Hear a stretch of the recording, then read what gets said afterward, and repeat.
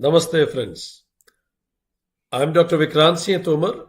I welcome you on behalf of United Consciousness, Project Self Incorporation USA and Bharat. Few days back, a 6-year-old child, after watching news, told me that we are taught light in the school, but why there is darkness in the world? We are taught peace in the school, but why there is war in the world? We are taught harmony in the school, but why there is struggle in the world? We are taught smile in the school, but why there is tears in the world? I really have no answer to that innocent question of a small child.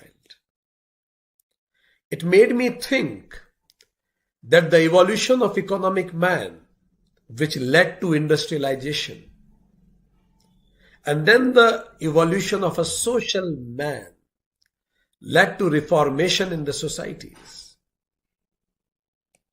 Culmination of rational man led to renaissance in the world. Evolution of a global man which led to globalization. By the virtue of all these, today we are living in an industrialized, globalized world, which is seeing extreme exploitation of resources and intense competitions at all the fronts.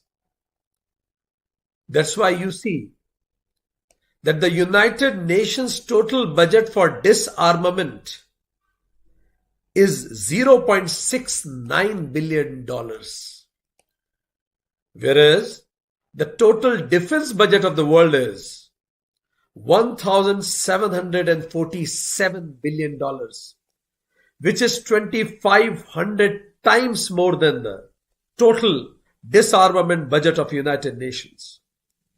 28 million soldiers are ready to attack each other on a single political decision. So certainly United Nations alone cannot make a peaceful, harmonized world. Everyone, every step counts. The time has come for the evolution of spiritual man. Theory of evolution talks about the theory of common descent. We all come from the same source.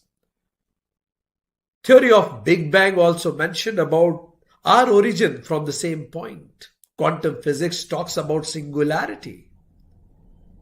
The time has come that the spiritual man declares that we are united in consciousness. We should have united anthems, united citizenship, united education. To create a united conscious world. United Consciousness is a global organization which operates in all 6 continents of the world with the mission of one consciousness, one being, so that we can see beyond limited divides of identities. 14 limited identities, orthodoxy of religion, intolerant thoughts, wealth, class, division on the basis of region, fanatic nationalism, status, species. When habitat consider themselves the master of the habitation, racism, casteism, divides on the basis of color, gender and sex orientation. To establish divine beyond these divisive identities, United Consciousness is working for creation of the world's first integrated manual of humanity. Another project is creation of the manual of human happiness. United Consciousness is also working for UC Youth. UC Global Youth will work for identifying and incubating global talents from all 6 continents, youth talent, who will act as a world parliament of youth for creating a consciousness, united consciousness world. In the same stream, we celebrate every year United Consciousness Conclave. UCC 2022 has a theme, One Consciousness, One Being, which is in line with the theme of G20. One Earth, One Family, One Future. We aim to create a world which has Maitri, which focuses on oneness. Karuna, when I feel your pain, you feel my pain. Mudita, when I am delighted in your joy, you smile in my joy. Upeksha, when we ignore differences and see divinity in each other. United Consciousness Conclave invites all of you on this 17th and 18th of December to sit back, relax and enjoy this global assembly of life coaches, spiritual masters, practitioners, yoga sadhakas, dance and art performers who come together from different parts of the globe, all 6 continents, to speak the common language of oneness. I also would like to thank Project Self Incorporation USA and Bharat, European Yoga Federation, Yoga Vidya Germany, Siddhashram Turkey, Yoga Lam Russia, Yogismo International South America, Spiritual Council in Africa, AYT Australia, for have contributed in making this event a success. Let's together declare united consciousness so that we can answer the next generation, and with an affirmation that yes, in our world there is light, peace, harmony and smiles. Thank you very much.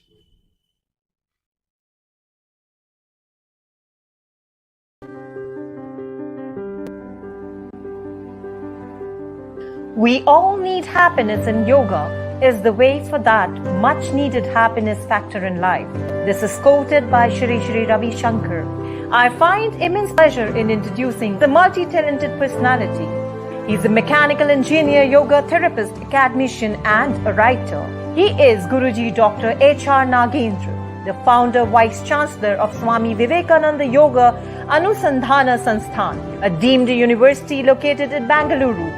He is the best known as the personal yoga consultant of Shri Narendra Modi ji and is a recipient of Yoga Shri title from the Ministry of Health and Family Welfare. He has authored 35 books and over 100 research papers on yoga. The Government of India awarded him honor of the Padma Shri in 2016 for his contributions to society. In 1975, he became the National Secretary of Yoga Shiksha Vibhag. He also held the post of Secretary of Vivekananda Kendra Yoga Therapy and Research Committee and the Director of Indian Yoga Institute. Dr. Nagendra is the pioneer of cyclic meditation, a yogic technique where the practitioner performs slow, conscious physical movements. He claims the technique is useful in treating illnesses like stress management, asthma, cancer, and many more. I owe the privilege to welcome Guruji Dr. H.R. Nagendra ji to share his views. My dear brothers and sisters, I bring greetings to all of you from Prashanti Kutiram, the residential headquarters of Swami Vivekananda Yoga Anusandhana Samsthan, a yoga university. I welcome all of you to this wonderful United Consciousness Conclave 2022, organized by the United Consciousness Global. Such a pleasure to be with you all online as a special guest of honor for this wonderful conclave. The topic is to understand spirituality and reincarnation. I congratulate the organizers for choosing this topic, which is most important in the field of consciousness research. We know that modern science has tracked the physical world over the 4 centuries And Newton and Descartes were the initiators of this entire scientific revolution. As they started the ball rolling by developing the scientific methodology for understanding reality around us. What is this creation? From where did it come? And what is the components of reality? And what are the laws that govern this reality? That was the search that was initiated. And the best of the minds throughout the world contributed, and we went on understanding deeper and deeper dimension. Soon, Newton and Descartes found this world, this creation is so fantastic, so infinite. We cannot understand even how an object falls, raindrops, thunderbolt occurs, lightning occurs. Even such things we don't understand. What to talk about the mind, emotions, intellect, spiritual, God, goddess, and so on. No, we can't do that. Let us understand things which are very simple, down to earth, concrete things of this physical world. Once we complete understanding, then we'll go to higher dimension. This is how science started.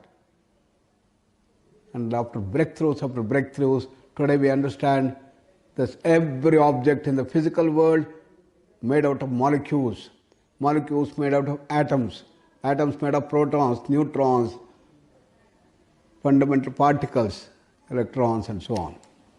What are they made of? So the next breakthrough that came up, matter-energy equivalence. Everything is nothing but energy. And you can calculate how much of energy in given matter. E equals mc square. For example, if I convert this into energy, probably it can burn up the whole of this Bangalore city itself. Probably a few grams of the hydrogen bomb burnt up the whole of the Hiroshima. So we started using that as a way to generate energy through the nuclear reactors. Then we also understood the laws that govern them. Newton's laws of motion, which we all have studied in high school days. But when you go to extremely high speeds, like an electron swirling around the nucleus, then we have to go to higher laws, quantum mechanics. And from determinacy, we went into probabilistic mechanics. If an electron you leave there, it need not come down, it can go up, it can go to the front and the back and the right or the left. In fact, electron develops like a globe. Therefore, we cannot say exactly where will be the electron after 1 second. It can be here, it can be here, it can be far away. We can only talk about probability of finding the electron here 1%, here 0.1% and so on. But the probability can be calculated. So that's the scenario we have today in the physical world. Therefore, anything physical, we have been a big success, putting man on the moon, building skyscrapers, underwater tunnels, information technology, everything we have been a big success. But what is happening to science? As Newton said, a time has come that we go beyond the physical. Is there something like prana? What is it that we call as mind? What is the difference between mind and the intellect and the emotions? What is it that we call as consciousness? What are gods and goddesses? What are devils and pishachas? Into this region of subtlety and causality, science has started moving. Therefore, any challenge related to that, we have no solution. The scientists, we thought that everything is matter. And I remember in 1970s, everywhere we have been able to say that there is nothing apart from matter. Because we understood everything about the physical world, the laws that govern them. Then, what is it that we call as life? Nothing but functioning of the DNA or RNA molecules. What is mind? Functioning of the brain. What is emotions? The special centers in the brain, when they operate, we call it as emotions. And the left brain is the right brain, and so on. Therefore, there was an effort to create life out of matter. But the computers were very small in the beginning.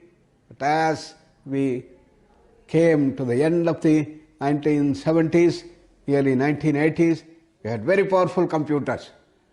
And we were able to replicate clearly a DNA or RNA molecules in its complex structure. And we are all hoping that we are going to get prana out of it. But nothing happened. We start trying to move, but nothing happened. So by 1980s, middle and the end of 80s, we were all sure that prana cannot be created out of matter. Life cannot come out of matter. And prana is something deeper. And we are in search of the structure of prana, laws that govern prana, and so on. And also efforts trying to go beyond to understand mind, the emotion, the intellect, the consciousness, and other dimensions. Therefore, any challenge that is related to these subtle dimensions of the universe, reincarnation, for example, large number of modern NCDs, non-communicable diseases, asthma, diabetes, hypertension, heart problem, epilepsy, migraine, irritable bowel syndrome, cancer, AIDS, and all that. And the challenges that we are facing in the education field, drug addiction and children's obesity and so on, all this have no solution because they are all multidimensional. What is the way out? If modern science and technology has no solution, it's here that India comes into picture, because we have history of thousands of maybe lakhs of years, we don't know. And the whole knowledge base is available to us, which has been brought forth. So what is that knowledge base that we have? We understand this entire creation has 5 layers of existence. The physical world, we know today the electromagnetic field, energy field. Then, more pervasive than that, pervading all this is the pranic field known as the bioplasmic field. Then, pervading all these 2 layers is the astral field or the mind field. Then we have the Vijnanamaya Kosha, that is the information field, the intellectual field, the knowledge field. And pervading all these 4 is the bliss field, that is the Anandamaya Kosha. All these fields are in continual interaction. A change in one brings about the change in the other. And that is a wonderful creation that we have known as Jagat. In Sanskrit it is called Jagatyan Jagat. That which goes on changing is called Jagat. Therefore, the Buddhistic philosophers brought forth a wonderful model of this creation called Kshanikavada, that is the temporal world. And it was in vogue with brilliance of the logic that he had been able to put. But there was a brilliant student who came and asked, "Sir, this is wonderful, but if everything is changing, is there anything that does not change in the world?" No answer. The later on group who came, they said it's Shunya.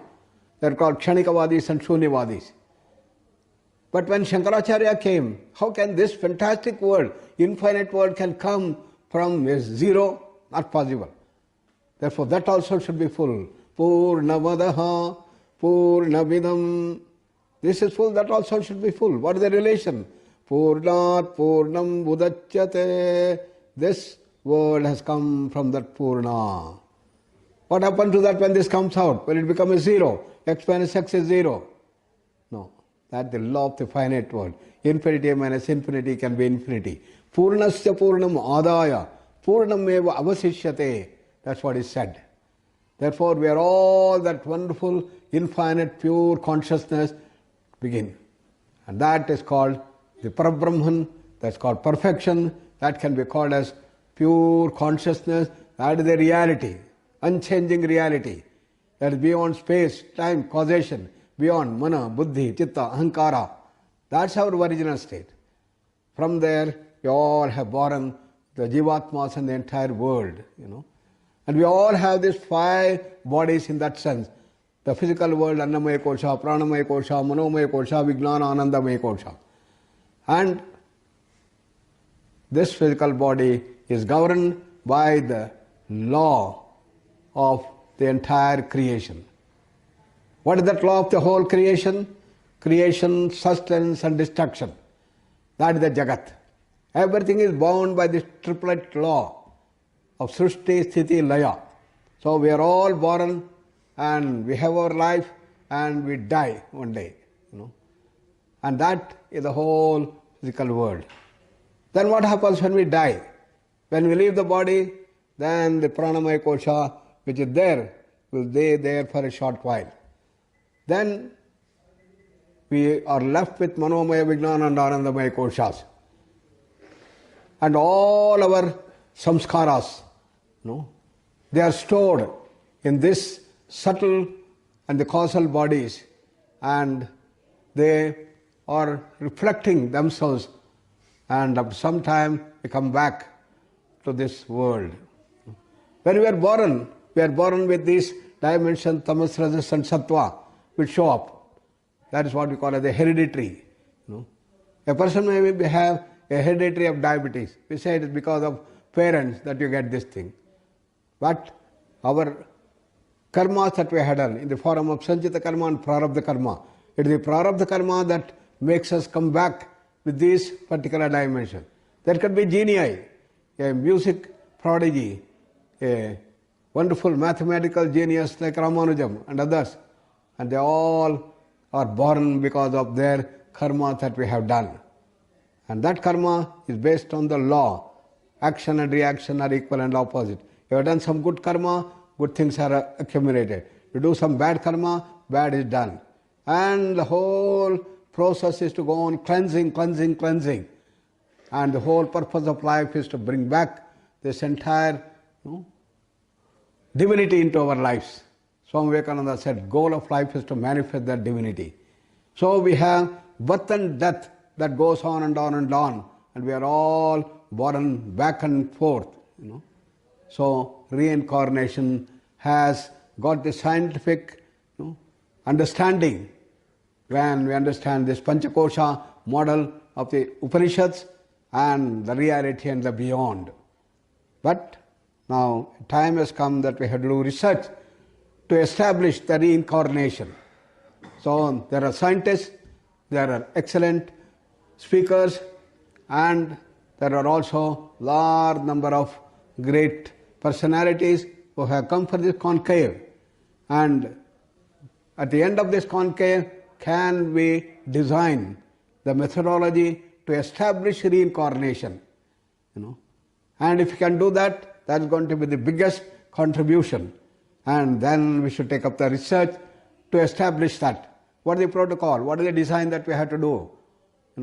We have a number of people who are joined, and I request all of you to put forth your best minds of scientific rigor, vitality, to see how best we can establish reincarnation, which has been wonderfully brought forth in the Panchakosha Viveka that I talked about.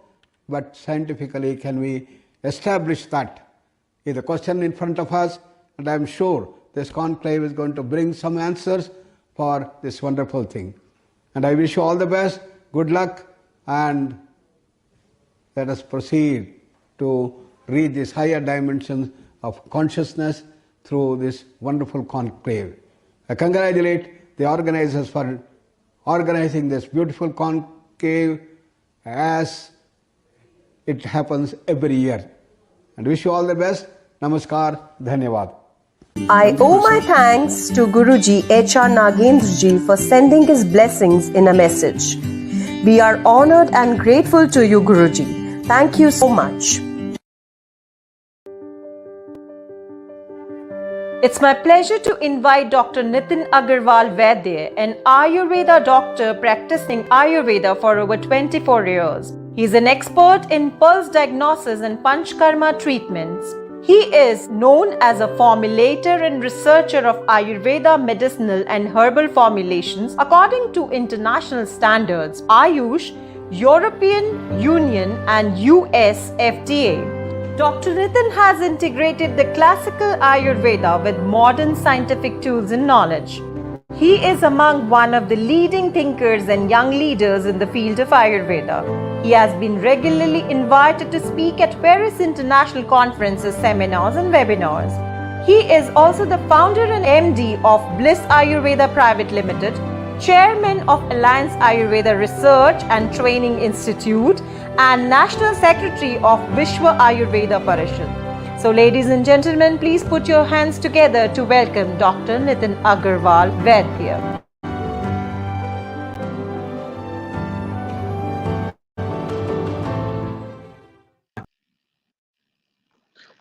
Namaskar and good morning from Delhi, India. Of course, we are talking globally, so I think many of our esteemed audience would be experiencing evening or very early morning. But anyway, very good morning.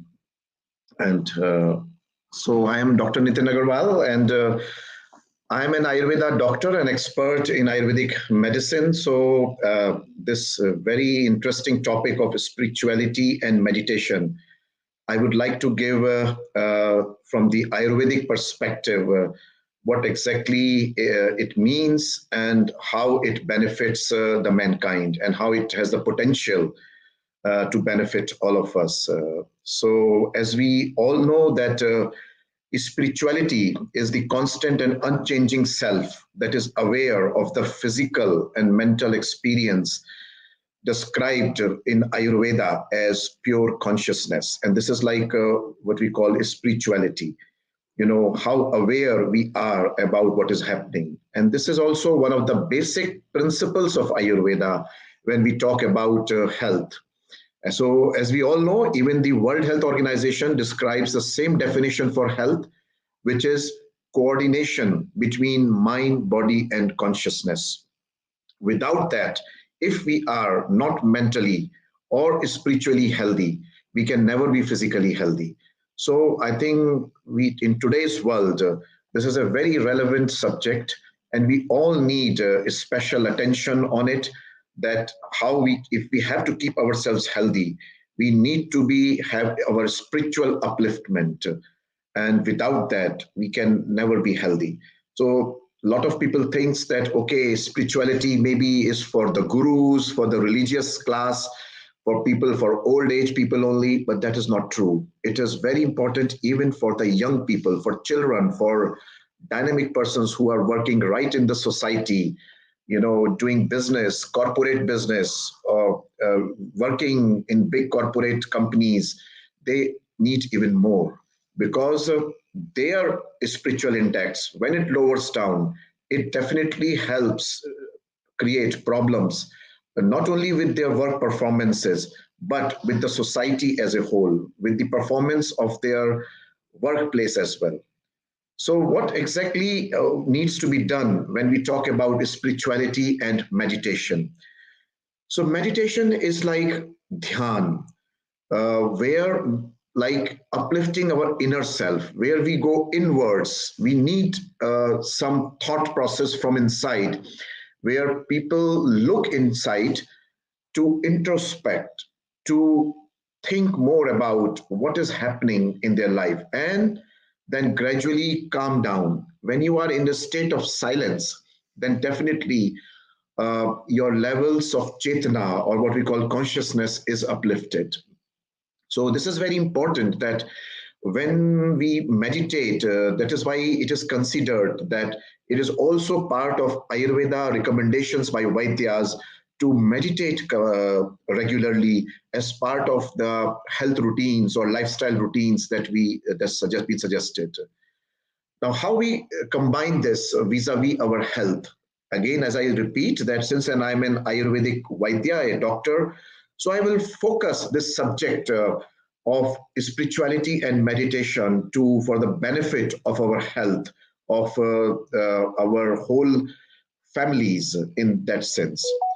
Emotional health has been a very major factor which is determining a lot in our life these days.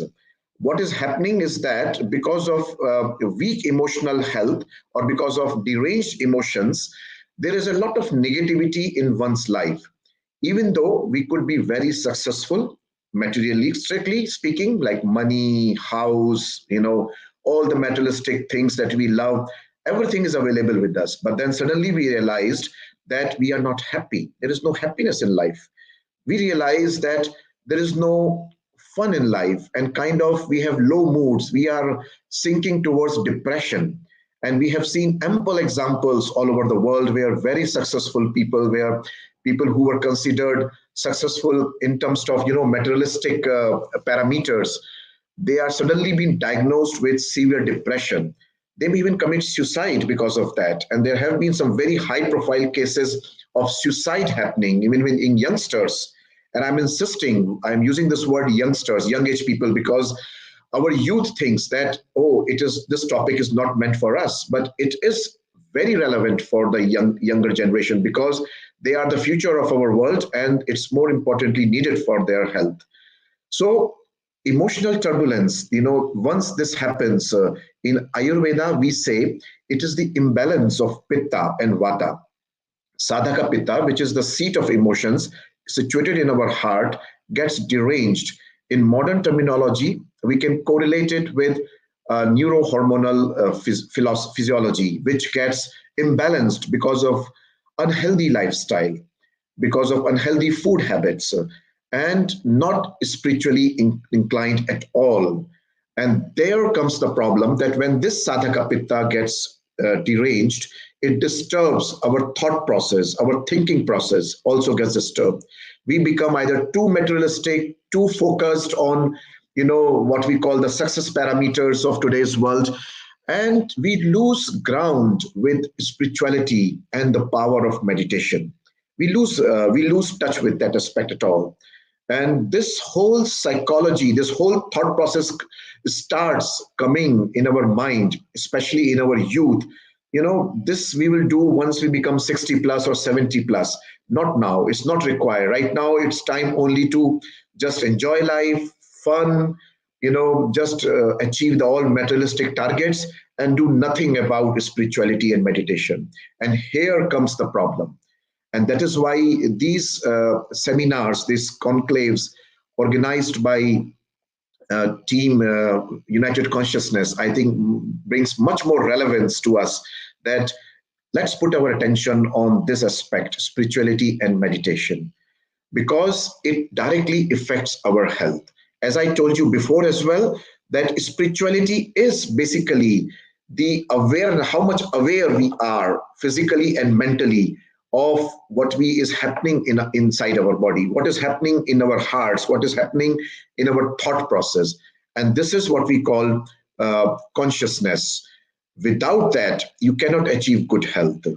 So how we target it now? Let's come, what can be done to achieve this level of consciousness, or what we call chetana, upliftment of consciousness. As I described before, perfect health is achieved only when we have a healthy state of mind, healthy state of spirituality or consciousness, as well as physical body. So how we can make this coordination? So this comes lifestyle here. So for a healthy mind and for a healthy consciousness, we need to meditate regularly. We need to follow certain principles in life where we can balance our emotions. Maharishi Charak, a very prominent saint or rishi in Ayurveda, who has written a very prominent book, Charak Samhita, has mentioned the principles of Achar Rasayana in this, which means behavioral patterns, how we should behave in life, so that we can keep our emotions in balance, so that we can keep our consciousness uplifted. So these principles need to be followed. What other we can do is we need to live a healthy lifestyle, which means we should, of course, have a proper time of eating food, regular exercise routines like yoga especially, and as well as routines of going to bed and waking up in the morning also needs to be taken care of. If we don't have a healthy sleep, if we are not sleeping enough, if we are not resting enough, then definitely we will disturb our state of mental faculty as well as our consciousness. We will be definitely emotionally charged because of that aspect. Now, what we follow with yoga, yoga again is it's called yoga because of the English way of speaking it, but primarily it is yoga. The Sanskrit word means coordination, coordination between mind, body, and consciousness. Again, the same principle of Ayurveda, coordination between mind, the physical body, as well as the spiritual body. So all these things needs to be coordinated for a healthy and happy life, which is the key to our success and to enjoy the actual life. So how we achieve it? By meditation, by yoga, by practicing lifestyle routine, and practicing the principles of Achar Rasayana. Now let's start with meditation in that aspect. Now, what exactly is meditation? Meditation is basically calming down, silence, power of silence, where we thoughts for the inner self. When we are meditating, we do any forms of meditation, we are basically, our mind suddenly becomes very active in the beginning. A lot of negative thought process will come. This is happening in life. I have to do this. Somebody said this. All these negative thoughts. But once we are in this whole silent stage, which we call as processing of the negative thoughts, which means all these negative thoughts will gradually, slowly eliminate out of our mind. And slowly, slowly, the positive thoughts will start coming. We will start finding answers to our questions, to our queries, to all this negativity, that how can we curb this negativity from our life? And this is the power of meditation. Once we start meditating at these levels, then what happens gradually, slowly, slowly, slowly, our consciousness starts uplifting, which means our spiritual upliftment starts, where we follow this very principle of Achara Sayana, forget and forgive, which means that all the negative things that somebody has done to us, we start forgiving that person. We start forgetting those negativity, because this is very important for us, for our own spiritual upliftment. This is important for our own health, that we start forgetting these things, forgiving the person. And in the Vedic traditions, we always say that the person who forgive the person has higher level of consciousness more than the person who has committed a mistake or asking for forgiveness. So this is very important, that we need to learn the art of forgiving. हमें माफ करना आना चाहिए लोगों को, जिससे कि हमारी कॉन्शियसनेस, हमारी चेतना में अपलिफ्टमेंट आए. And this is where lies the spiritual angle also.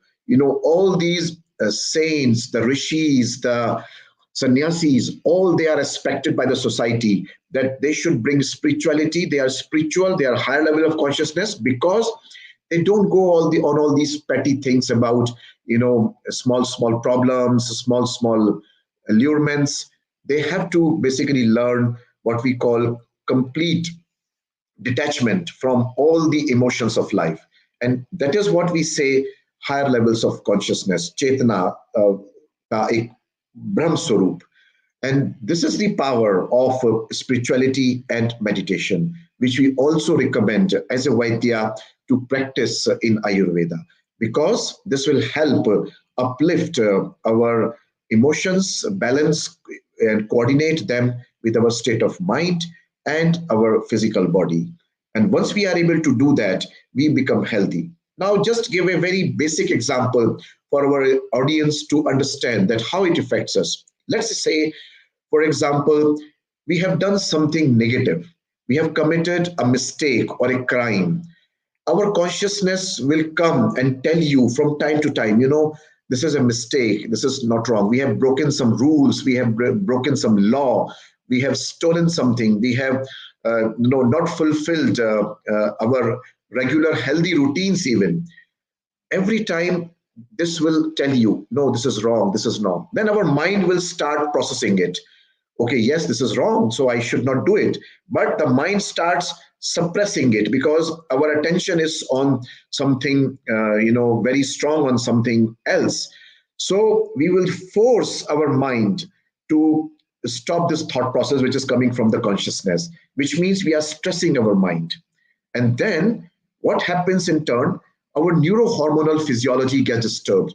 Our hormones, especially from the adrenals, which are called stress hormones, they get aggravated because they have to be secreted more to compensate this level of stress, emotional stress as well as mental stress. So once these hormones are enhanced and are aggravated, they disturb the hormones of our pituitary glands. They disturb the hormones of pancreas, insulin. They will disturb the hormones like feminine hormones in females and hormones of what we call sex hormones also in men. When all these hormones get disturbed, our physical body starts, clinging. And there comes the problem that when this process continues over a period of time, we start getting anxious. We have phobias, fears, we get social anxieties, we get even, all different types of negative thoughts, even lot of things that is happening in our life. We don't feel the happiness inside because nothing is working physically in our world. We may get diabetic, we may have heart problems, we may have high blood pressure, we may not be able to sleep properly. And all these issues start arising in our body. And then the thought process comes, oh my God, I am not doing anything like that, but why this is happening to me? And then here we go back again to probably months before or year before or 2 years before that, hey, what is our lifestyle? What have we been doing in all these years, except for running around for materialistic success, forgetting spirituality absolutely? What have we been doing with it? So then the thought process will come, yes, we do all those things. Maybe we achieve a lot of money. We may achieve a good position in life or in the seat of government, but we have lost contact with our spiritual self. And that is why it's more important that we need to connect and reconnect with our roots of spirituality by meditating, by following the principles of Ayurveda, yoga, meditation, and all these aspects. If we don't follow this, then definitely we will not be healthy. And as I always say, that if we are not healthy, then it will disturb our family. It will disturb the family index it will disturb the health index of our family. If the family is disturbed, it will disturb the health index of the locality you live in. If that locality is not healthy, then it will disturb the consciousness and the health of your town, of the city, and that will of your state, of your country, and of the whole world. And the whole purpose of achieving this peace in the world, higher levels of consciousness in the world, will never be achieved. I have worked with Maharishi Mahesh Yogi for a long time, and he used to say that even if 1% of the humanity starts meditating and uplifts their consciousness, it will change the consciousness of the whole globe. And that is why it is important that we as individuals who are as part of this learned audience of United Consciousness Conclave, I think should start thinking about it and practicing about it. And we will achieve this good health and higher levels of consciousness and peace in this whole world. I think I end my point there. And with this on a positive note, that we will think about it not in terms of only that it is meant for older people, but for our own self, for youth, for children, for our own health and happiness of ourselves and our families. Namaste, and thank you for your attention. Namaskar, Dr. Agrawal Sahab. It is always a pleasure listening to you. The fine way you connected spirituality, Ayurveda, you provided the scientific aspect of it, you provided the Ayurvedic aspect of it, you also provided the psychological aspect of it. And rather, you gave many more readings for me also personally. You mentioned about Achar Rasayan, you mentioned about Charak Sahita, and many, many such things that you mentioned. I'm sure that the audience who have watched it will understand this fine balance that is to be maintained between mind, body, and consciousness, which you visited during your speech through World Health Organization's perspective, even yoga's perspective. So that was quite very amazing, Agrawal Sahab. And to the audience, I want to inform you that Bliss Ayurveda is doing amazing work across the world in terms of creating products which can uplift well-being, physical and mental well-being. Though I personally have not visited, which I am planning to soon visit soon, Yes. we United Consciousness also look forward to have a long-term association with Bliss Ayurveda to create a better world around. Thank you, Dr. Vikrant Singh Tomar, and it's been a wonderful conclave, and I believe that our audience gets benefited of it, and forward this messages to as many people as we can. Yes. Indeed, indeed. Together, just now, even Dr. H.R. Nagendra has called upon that United Consciousness should also venture into doing research in reincarnation and related fields. So we are getting messages from the masters to proceed further Yes. and deeper. This event also, Agrawal Sahib, is being supported by G20, as you can see, and Yes. C20. India got presidency in this year. So we are also a part of G20 initiative to promote Ayurveda and spirituality, which is India's core wisdom to different part of the world. Thank you very much for Thank blessing you. us with this. Thank you. Thank you. Namaste. On behalf of United Consciousness, I thank Dr. Nitin Agarwal Vaidya for sharing his views and coming on to the platform of United Consciousness. Thank you so much.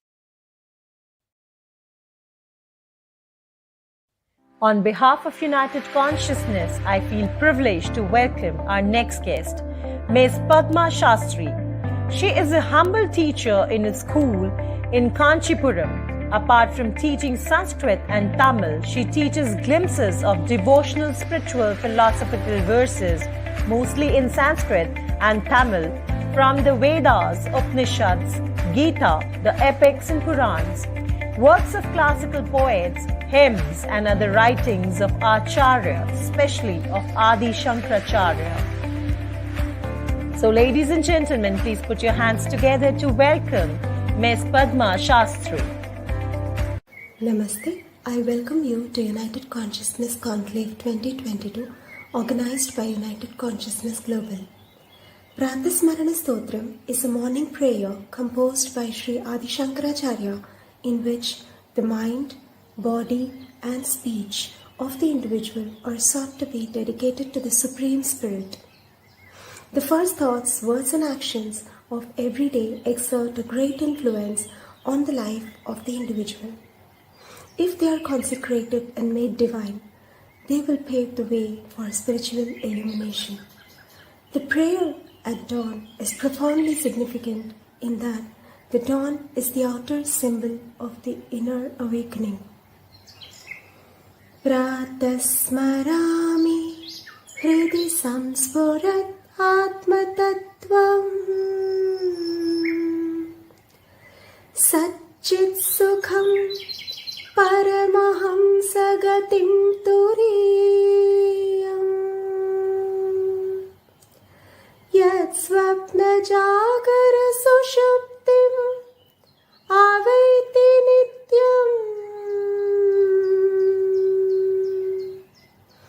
Tat Brahma Nishkalam Aham Nacha Bhuta Sanghaha.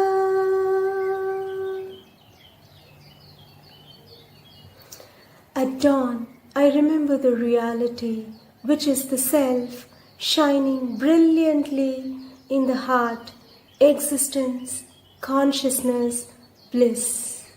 The goal of Paramahamsa Sannyasins, the fourth, that which knows always the states of dream, waking, and deep sleep. That Brahman which is partless, I am not the cluster of elements. Pratar-bhajami manasa vachasa-magamyam vacho vibhanti nikhilayadanugrahena yanneti neti vachane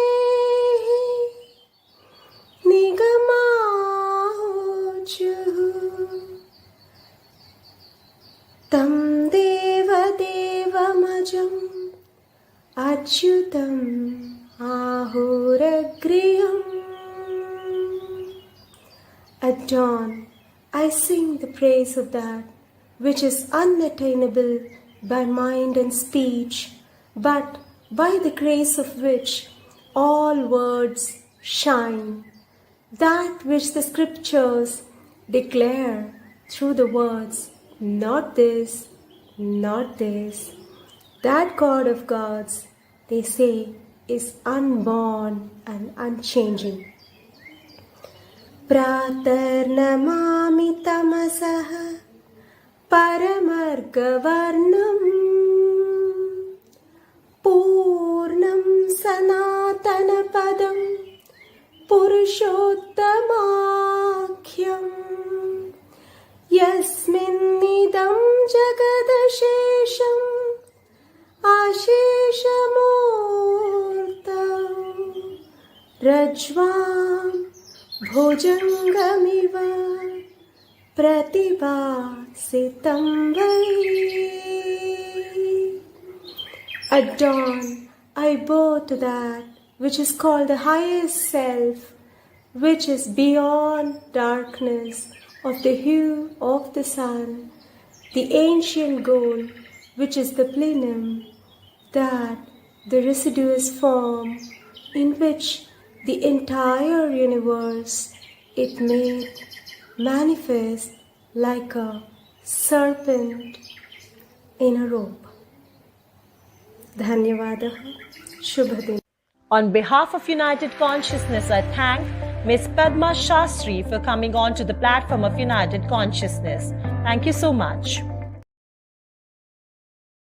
On behalf of United Consciousness, I welcome our next guest, the one who believes that learning and sharing is the best way for continuous improvement and is always ready to share the deep knowledge and understanding of Raj Yoga meditation. Her philosophy is to enjoy every moment of her life as it comes and to remain constantly happy. She is Brahmakumari Gayatri Ji. She began her spiritual journey at early age and is in service with the Brahmakumaris World Spiritual University. Getting trained with remarkable yogis, she herself became extraordinary in meditation and teaching and has developed a clarity and purity of mind. She is the director of Raja Yoga Center for Self-Development, Muscat, Oman. She coordinates and conducts workshop lectures and meditation programs to promote universal values, inner peace, health, and women empowerment. She is a computer science graduate with MBA in marketing and human resources.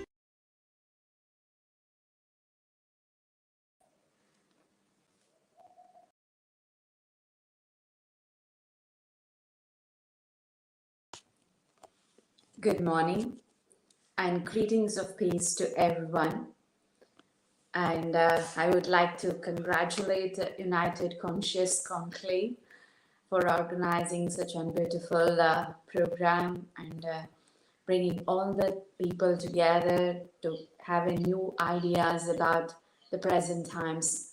Yes, today we will be looking at few things about what spirituality and then surrender is. Both the words are very much high in their meaning, even though it sounds simple and we feel, oh, this is what it is, but it takes us into many deeper aspects and realities of the life. When it comes to spirituality, yes, we are listening many things from yesterday, what spirituality means. So it's just in simple words, when we look at it, it says like, giving some time to know about our essentials of life, because we are moving out far and all that to achieve things and all. So, but when it comes to spirituality, it is getting inside and then knowing our essentials of life, to explore the things when they are, how they are, and what is with me, and that is what I feel what spirituality is like. So in life, everyone look for peace and happiness, or something needs to be achieved or identified, and they need some power and positions kind of thing and all.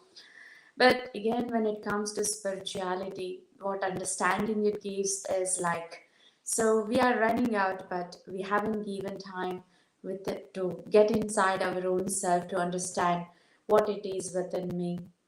So here spirituality is means what I feel is it's able to connect to my own self. So to understand what I am or what my essentials of life is and what I'm doing towards it. Am I in the right path to attain it? Or another thing, what I feel is what spirituality is. So it's able to connect with the divine. So whatever way the maybe the faiths or whatever maybe the understanding each one they have, but how I'm able to connect to the source so that I can draw whatever I want from him. Because the purpose is that itself. So here I would like to get into a story kind of thing which helps us to say what how spirituality is something higher than everything. So a new like a thief joined the jail. So he was very much like religious in that way. So from the moment he woke up, means he used to wake up early in the morning. So from that moment, the whole day he was practicing so many rituals and always chanting the mantras and all that. Even the blanket which he used to put on him was all like written some mantras on top of it. Means he was throughout the days doing all the rituals and the praying, chanting, and all those things. When with this, what happened? Even the environment of the jail has been changed. So everyone was impressed. Everyone started following him. They became followers of him. So this was going on and all that. So one fine day, he was sleeping, he won't woke up. It was almost the midday, so he was still sleeping. So the jailer felt what happened to him. He's sick that he's not so he's not being seen. So then the people around him, he says, he, yesterday night till that he was so good enough. So he was speaking with him. So he is healthy, he's not sick. So then the jailer goes to him. So he asked him what happened. So you are still sleeping. So because every day he used to wake up early, do all the pujas, rituals and all that. But today what happened to him? So then that prisoner, he said that, so whatever I was looking for, that got fulfilled. So then that's the done, like, so means he was being given a death sentence. And because of all the 6 months of his behavior, like as a result of that, there was an announcement that he is being released, he is being forgiven. And that's it, he felt, what's the use of doing it? So in that way, people, whatever they do, there will be something or the other uh, intentions behind that, or with some achievements, even that to some little bit limited achievements, they are going to do them. But here, when it comes to the spirituality, it is not something like gaining few things or attaining some success in life. No, it is higher than everything. Like, because there are some questions which are not being answered by science, so they are being answered by philosophy. There are some questions even which are not being answered by philosophy. They are being answered by spirituality. Means here spirituality is something very much higher.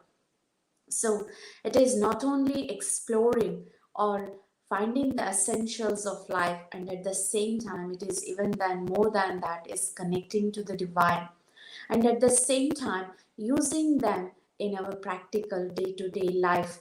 Means it increases my capacity in the best way or in a possible way in whatever I am doing. So it also brings like moral awareness, because nowadays we can see everyone has become immoral in that way. So bringing those morals and all that in our practical life. So spirituality is like giving you the understanding. It's not just the guidelines. So it's not you have to do that, this are the steps and all. No, it takes us into the understanding. So understanding in the sense, the meaning of it, have to do it, and what are the challenges it has got, and what is the progress in that. So everything is being given. The steps are also being given. So that's how it becomes easier. Any common man, any person, illiterate, even the old, young, whoever it is, they can practice it. So that's what the spirituality in that way. So it allows to awaken our inner consciousness. So in that way it becomes a natural caring. So it's because nowadays we think of externally caring means health, exercises, food and all that, but inner caring is very much important, which is ignored all this time. So spirituality is something natural, inner caring, so where I become emotionally stable and strong, so that whatever the uncertainties is happening externally is taken care, or is being like faced, we can face them, and we will be successful, because that is what in our hands in that sense. So here natural caring is being taken place. So in that way I will be reclaiming my self mastery, because now with my own inner self everything is out of control.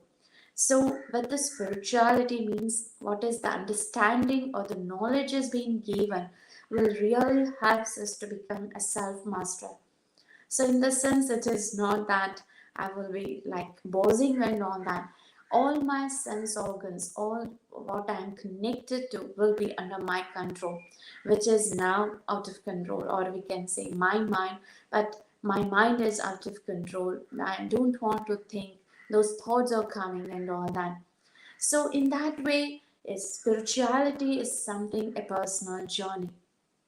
So, in this spiritual journey, yeah, we got our own ideas and our own paths of doing it, and we are doing it. But to progress in that, so to attain a higher heights in that, in the spirituality, surrender is very much important. So again, to know what that surrender means is like, it's not just saying I have these things, I just give it to you, and I start giving everything, and I just be with like nothing means so simple and all. So in that way, we keep giving the things and all that. So whatever I have, I just given to everything. So that's what we feel surrender. Or if I'm not capable to do any more, and then the one who is, I feel he is powerful, and then I surrender myself, I give up myself. So this is how we feel that what surrender means is like, or giving out whatever my belongings are.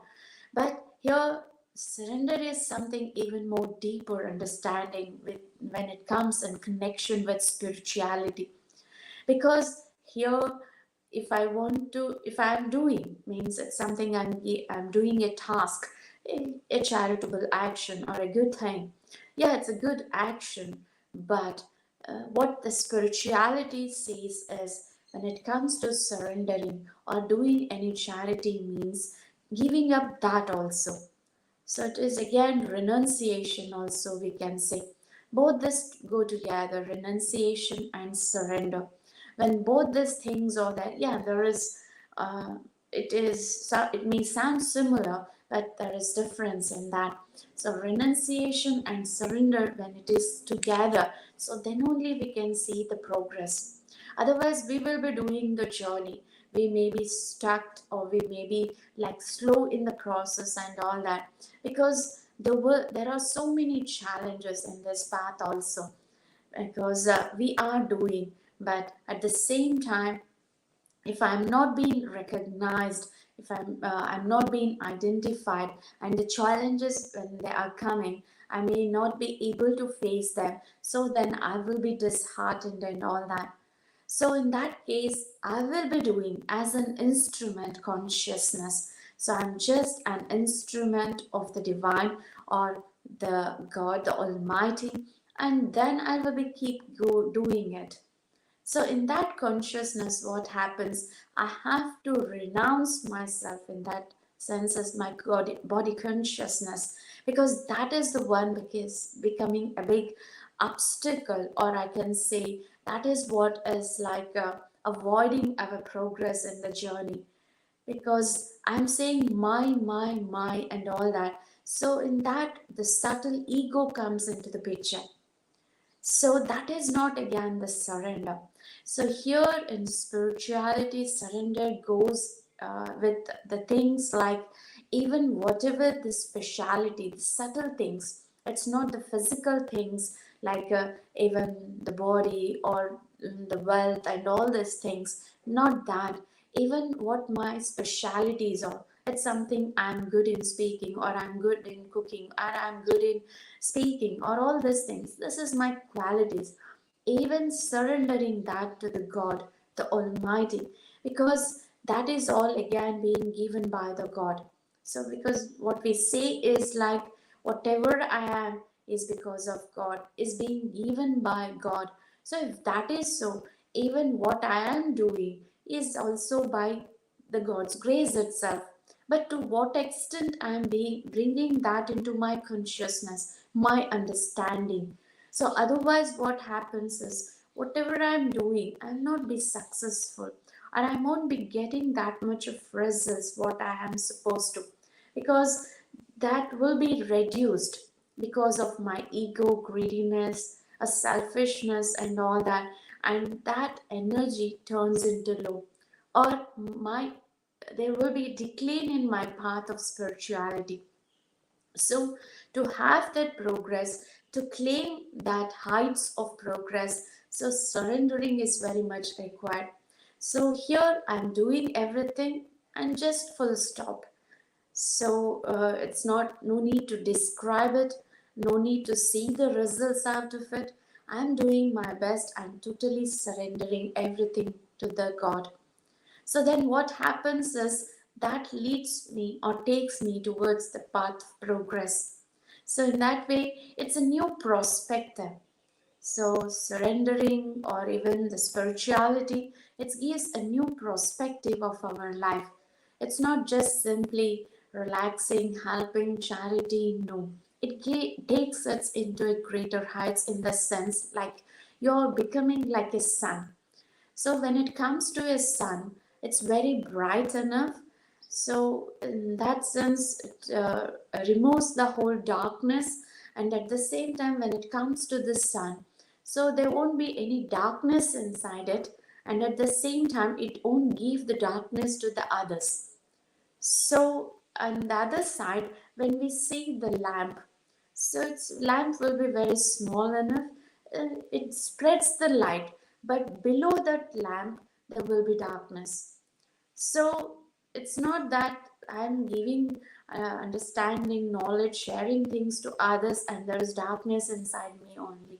So that won't be like justice in that sense.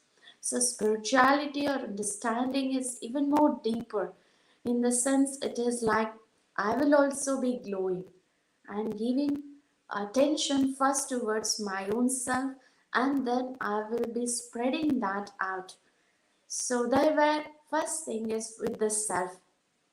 So and also it speaks about ways of giving, like, so because whatever we are doing or the methods we are using in the process of giving, we are not seeing the results out of it. So spirituality really gives the definition, understandings. So because in the religions we were being just taught, you have to do the charity, you have to be very truthful, you have to be good with everyone. So you have to be helpful, loving, caring, and all this. So, but how to do it? Because every time we have many challenges. So it is changing every moment. I do now, but next day it is coming in some other way. But how to do, and that power to do is not being like uh, clear in those things. So, but spirituality is something and deep understanding, even have to do also. And at the same time, spirituality means it's connecting with my own spirit. So with the spirit and connecting to the divine, that becomes a true connection. Because with the consciousness of me, the body and all that, that keeps me away. That becomes an insulator which stops me uh, like from the connection of the God. So then I'm not able to experience what I have to achieve or fill myself from the God. Then the power is not there. Then I'm not able to do it. So here the clear understanding. That's what the Raj Yoga speaks about. The knowledge, at the same time, the power to do it will help me in the path of success or to reach whatever the great heights I am looking for. So in that sense, it's like whatever the confusions we are going on, that all will be nullified, because whatever I am, with all my weaknesses, I will be surrendering totally to the God. So then He will be taking care of my own self in that process of transformation. It is something, when it comes to the stone. So stone is hard. It's nothing kind. It's stone. So but when the stone, it totally surrenders to a sculpture. So it becomes a beautiful idol to the extent that people start worshipping that also. So it has been given a greater value towards it. The attitude towards that totally changes. It's no more a stone, because it totally surrendered to all that, like the nails, that hammering, everything, because it has not just become simply like that. So it came across so many challenges also, but it tolerated, it remained patient. With all these things, it has become such a beautiful image, so which has got a greater value. So in that way, we are nothing in that. So when that word of surrendering comes, like when I totally surrender from my inner being again, in the sense with my mind, with my intellect, so then that is what a complete surrender means. I'm not thinking, I'm just moving with the directions of the God again. So I'm not using my mind, is that right, whether I can do it or not, just with the directions of the God. So then what happens is there will be totally shift, transformations in our life. So this is what it is, something reaching to the greater heights. So in that way, I will also be transferred, and then in the same way, I will be becoming an instrument and the transforming. Yes, so with this, I try to connect with the spirituality is something, the guidelines and surrendering is helping us to reach out the great progress in the spiritual path. Thank you very much, sister, for such an amazing talk. The mantras you gave to us is that surrender along with renunciation makes it complete Raj Yoga. The simile that you gave, like a beautiful sculpture, is the surrender of a stone. I'm sure that people will remember this to become and to remain as an instrument of the higher, and surrendering, renunciation of our own ego, and then be the instrument of the higher. It is a learning for me. I'm sure it will be learning for everybody who is watching us. Thank you very much for blessing us from Oman. Greetings. Thank you, sister. Thank you very much. Thank you. On behalf of United Consciousness, I thank Brahmakumari Gayatri Ji for coming onto the platform of United Consciousness. Thank you so much. In the panel, we have with us Swami Gunatitananda Saraswati Ji. He is a monk from Chinmay Mission, a seeker of the truth and a disciple of Swami Chinmayananda. He studied Vedanta in India at Sandeepani Sadhanalaya of Chinmay Mission. He is presently based in Chinmay Mission of Sri Lanka as the resident Swami. In keeping with the vision of Chinmay Mission, inner transformation of individuals resulting in a happy world around them, he is engaged in sharing the knowledge culled from the scriptures in the modern context, motivating the adults as well as young adults, thereby enabling them to become positive contributors to society. Swami Gunatithananda Saraswati Ji was a successful IT professional, well versed in business management and IT practice prior to embarking on the journey in the search of the truth.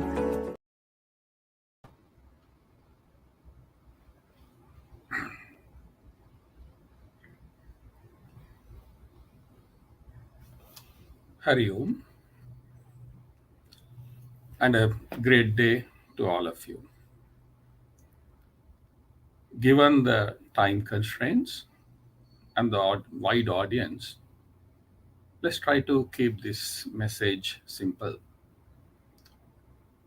Spirituality and self-realization is the topic. Now, every human being, with no exception, wants to be free from sorrow and be happy, and that too forever. All our efforts, whether we do something or we don't do something, it is just for this only, to be free from sorrow and be happy forever. Yet, what is our experience? However much we try, we've been trying from the time we are born, and the scriptures say we've been trying this life after life. However much we try, we don't succeed. That is, to get rid of sorrow once and for all and be happy forever. Now, Bhagavad Gita says this is due to a mistaken identity. This endless strife and endless effort is going on because of this mistaken identity. Yes, whose identity? Our identity. Let's try to understand the reason behind this statement. Why Bhagavad Gita says this is due to mistaken identity. At present, if someone asks us who we are, then our answer will be in the lines of I'm so and so, all based on the lines of our body, mind, and things and beings connected and associated with the body and mind, which we call our personality. Interestingly, an identity, by definition, demands that it should be changeless, static, constant, and unique. That's what you call identity. However, the identity, what we use, which is based on the personality, is neither static nor unique. Because the identity which is based on our personality is finite, is constantly changing. But the identity, by definition, demands that it should be changeless and unique. Herein lies the conflict. And this conflict, that is, the identity have to be static, changeless, and unique. But the identity which is based on personality, which is constantly changing, which is finite, which is not unique at all. And there is a conflict here. And this conflict is what leads to agitation. And this agitation is what we call sorrow. So without realizing this, we continue to use our personality as our identity by pampering it and enhancing it, hopefully hoping it can play the role of changeless, unique identity. However much we try, we fail again and again in this effort. What's the solution? Scriptures say our identity doesn't lie with the changing and the finite personality, but with the changeless and infinite self. This is what the scriptures say. Based on this knowledge imparted by the scriptures, giving up the wrong identity which is based on the personality and asserting and establishing or re-establishing our identity with the infinite self is what is known as self-realization. Self-realization is the only way we can bring an end to our endless effort to be free from sorrow and be happy. Let's take a look at a practical application of this. The world in which we live and everything we use and connect with is constantly changing.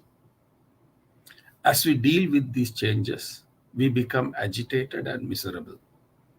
The reason for this is we're trying to hold on to our personality, which is changing. And by holding on to the changing personality, we are trying to deal with the changes of this world. We are trying to establish ourselves on our personality as we deal with these changes. There are two issues with this approach. First is, one cannot establish oneself with something which is changing constantly. Second is, one has to be established on the changeless to deal with the changing. Practical application of self-realization is establishing in the changeless and dealing with the changes, which enables us to rid of the sorrow and miseries to be effective and efficient. So spirituality is the means to establishing in the changeless self the knowledge and practice which enables us to change our perception of our identity, giving up the personality based changing identity and establishing on our real identity. Spirituality is all about transcending the wrong notions we have of our own self, which leads to our real identity. If we look at the etymology of the word spirituality, it is of Latin origin and comes from the word spirit. The word spirit refers to changeless aspect of us, which is known as divine or God. Thereby, spirituality is severing our alignment with the changing personality and realigning ourselves with the changeless spirit. So that is the connection between spirituality and self-realization. So self-realization is nothing but me being established in my true identity, which scriptures say brings an end to the sorrows once and for all and gives me eternal happiness. So, personality is something what I use on a day-to-day basis, and I should not regard the personality as my identity. I should be very clear as to what my true ID is. The scriptures say, Jiva Brahma Aikyam. My identity lies with the infinite self and not with the finite personality which is based on the body, mind, and intellect. So, being established in the changeless, dealing with the changes is the way of ending all the sorrows.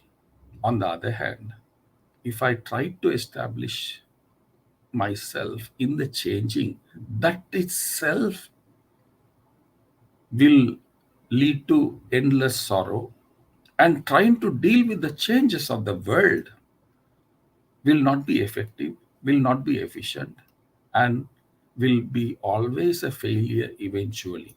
So if you want to succeed, whether in this life in whatever we undertake, or the life beyond, the only way is to let go of the changing personality and establish ourselves on the changeless identity.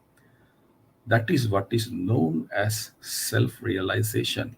And this self realization has practical implications in our day to day living, even in the worldly life, as well as the life beyond, that what we call moksha or liberation, where it brings the cycle of birth and death to an end.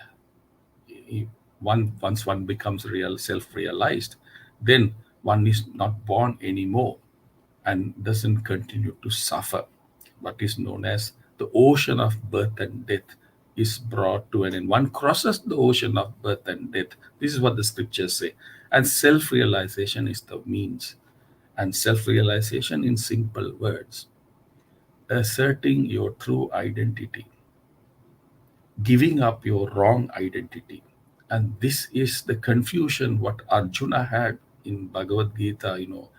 When Bhagavad Gita teaching was given out to Arjuna at the battlefield, where Arjuna was suffering because he subscribed to the wrong identity, that he's a person, he's so and so, he's the relative of so and so, etc. So Lord Krishna, all what he did is remind Arjuna about his true ID. But his first teaching itself tells him, it educates Arjuna about what is the true ID. And then the whole of Bhagavad Gita is nothing but telling Arjuna, be established in your true identity and act in this world. He says, go on, fight. Meaning, the message to us is, go on, live your life. Do whatever you have to do. Succeed, whatever you choose to. But only way to do that is to be established in your true identity, which has dual purpose. One is it delivers you success in this world, as well as the world beyond, the life beyond as well. That's the message I wanted to share today with regard to spirituality and self-realization. I wish all of you a great day, as well as progress in your spirituality. Thank you very much, Swamiji. It is always a pleasure listening to you. And you mentioned this deep topic so simply. The takeaway for all the audience must be different from your speech depending on their level of understanding. But what I could understand is that self-realization is getting the right identity card so that I can disidentify with the limited and wrong identities, which are neither unique nor static, and to gain an identity which is unique and infinite. And you mentioned that with that changeless infinite identity, it will help me to deal with this changing world, remaining myself changeless, and that will yield success here and liberation hereafter. So I'm sure that you navigated us in such simple words. That has been always your unique way of presenting thoughts.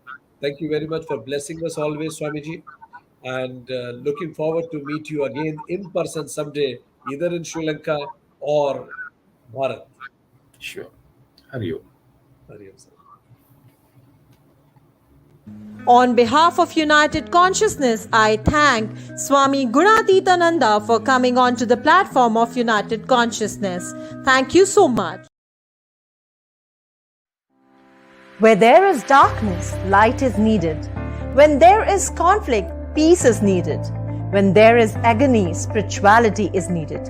How to have peace and harmony is a question in everybody's mind. So let's understand this with our learned guest in the panel discussion on the topic spirituality and global peace. Panel, we also have with us Ms. Ajit Kaur, also known as Ms. Akiko Suzuki. She was born and raised in Hiroshima, Japan, and always been interested in how to make a peaceful world since she was young. Seeking her own peace of mind, she started Kundalini Yoga. In 1990, she participated in the world's largest Kundalini Yoga festival, Summer Solstice Sadhana. Ajit is 500 hours KRI internationally certified Kundalini Yoga teacher and professional teacher trainer. Her mischievous teaching training style is welcomed all over the world, including China, Taiwan, Indonesia, and the USA. Ajit loves witnessing people transforming, experiencing their own beauty and peace via the practice of Kundalini Yoga. She has translated and published Kundalini Yoga from English to Japanese by Sakata Kaur. Ajit is also a gifted drawing illustrator and highly skilled at playing her handmade healing harp. Today in the panel we have with us Dr. Shiva Nair, who is an uro-oncologist in Hamilton, New Zealand. He is the clinical director for the urology department at Waikato Hospital. He has travelled across multiple cities and countries for his training. He has his publication on cancer and non-cancer topics. He has previously tutored at University of Otago and University of Auckland Medical School and remained active in teaching and training his students and residents. Dr. Nair remains ardent student of Vedanta. He was taught Guru Parampara by the Chinmay Mission and currently he is studying several texts including Upanishads. He is active in Hindu Swamsevak Sangh in New Zealand at the local level. His primary goal is to understand the self-knowledge and spread it to as many as possible. I'm delighted to welcome Ms. Marceline Makuku from Cameroon. She's a certified yoga coach. As a certified yoga coach, one of her missions is to increase well-being at workplace and thus improve employees' performance and business productivity. At the same time, raising awareness about women's health and mental health is an equally important mission on which she is actively working. Her key skills include ability to communicate effectively, assessment of customers' requirement and potential, and yoga teaching and practice. So, ladies and gentlemen, please put your hands together to welcome Marceline Makuku. On behalf of United Consciousness, I welcome our next guest, Ms. Alina Zaganshina. She has been practicing yoga since 2006, teaching since 2011. She is co-founder of Network of Yoga Studios in Almaty, Kazakhstan. She conducted classes in Hatha Yoga, yoga in hammocks for adults and children, Yog Nidra. She is the organizer and volunteer of International Yoga Day in Kazakhstan, organizer of International Yoga Convention in Kazakhstan. She is certified trainer for the Strong Parents course on raising children without the use of violence. So, ladies and gentlemen, please put your hands together to welcome Ms. Alina Zaganshina. Today's panel discussion will be moderated by Dr. Vikrant Singh Tobar, convener United Consciousness. Dr. Tomer is an acknowledged trainer, academician, scholar, writer, and a management consultant. He's a freelance trainer and served the cabinet ministers of state, MLAs, police officers, and tycoons of the business world. His aim and objective is universal brotherhood and happiness through harmonizing the knowledge from the ancient scriptures into our lives. So I welcome all our guests for panel discussion.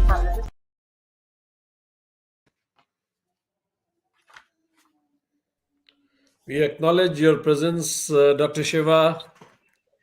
Good morning from India. Good afternoon from different parts of the world. Alina ji, we acknowledge your presence. Akiko ji, welcome back. Marceline ji, welcome on board. And our gracious audience from different parts of the world. Such a great day today, and we are going to talk about one of the most important topics of our times, spirituality and global peace.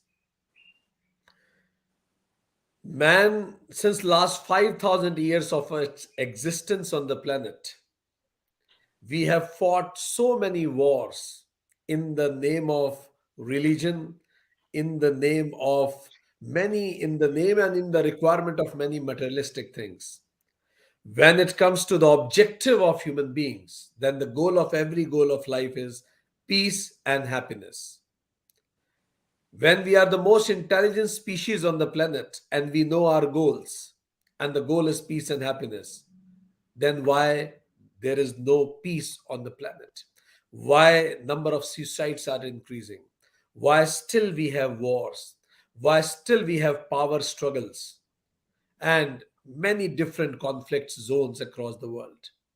This is what we are going to discuss today, and we'll start our discussion with Dr. Shiva Nair. Dr. Nair, why people are not peaceful in their life today? Many researchers comes and they say that people are not happy. Even in the developed countries, there are many developed countries where you'll find people are not happy. What is your understanding? What happened to the global peace? Hariom, thank you for having me back. I think you can all appreciate, especially in this panel, that the spirituality is in a decline.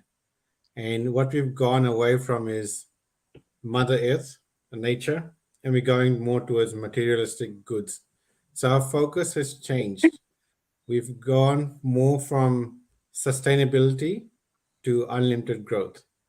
Economists are always looking at GDP going up and up and up. They're not looking at sustenance. They don't look at recyclability.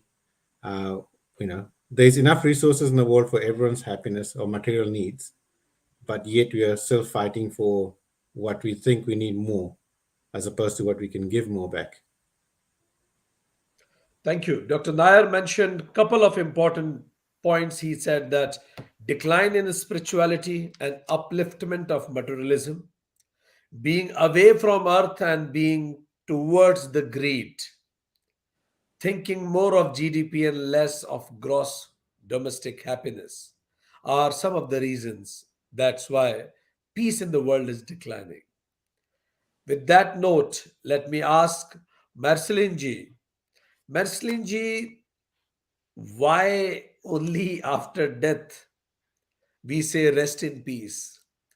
Can't we remain in peace while we are alive?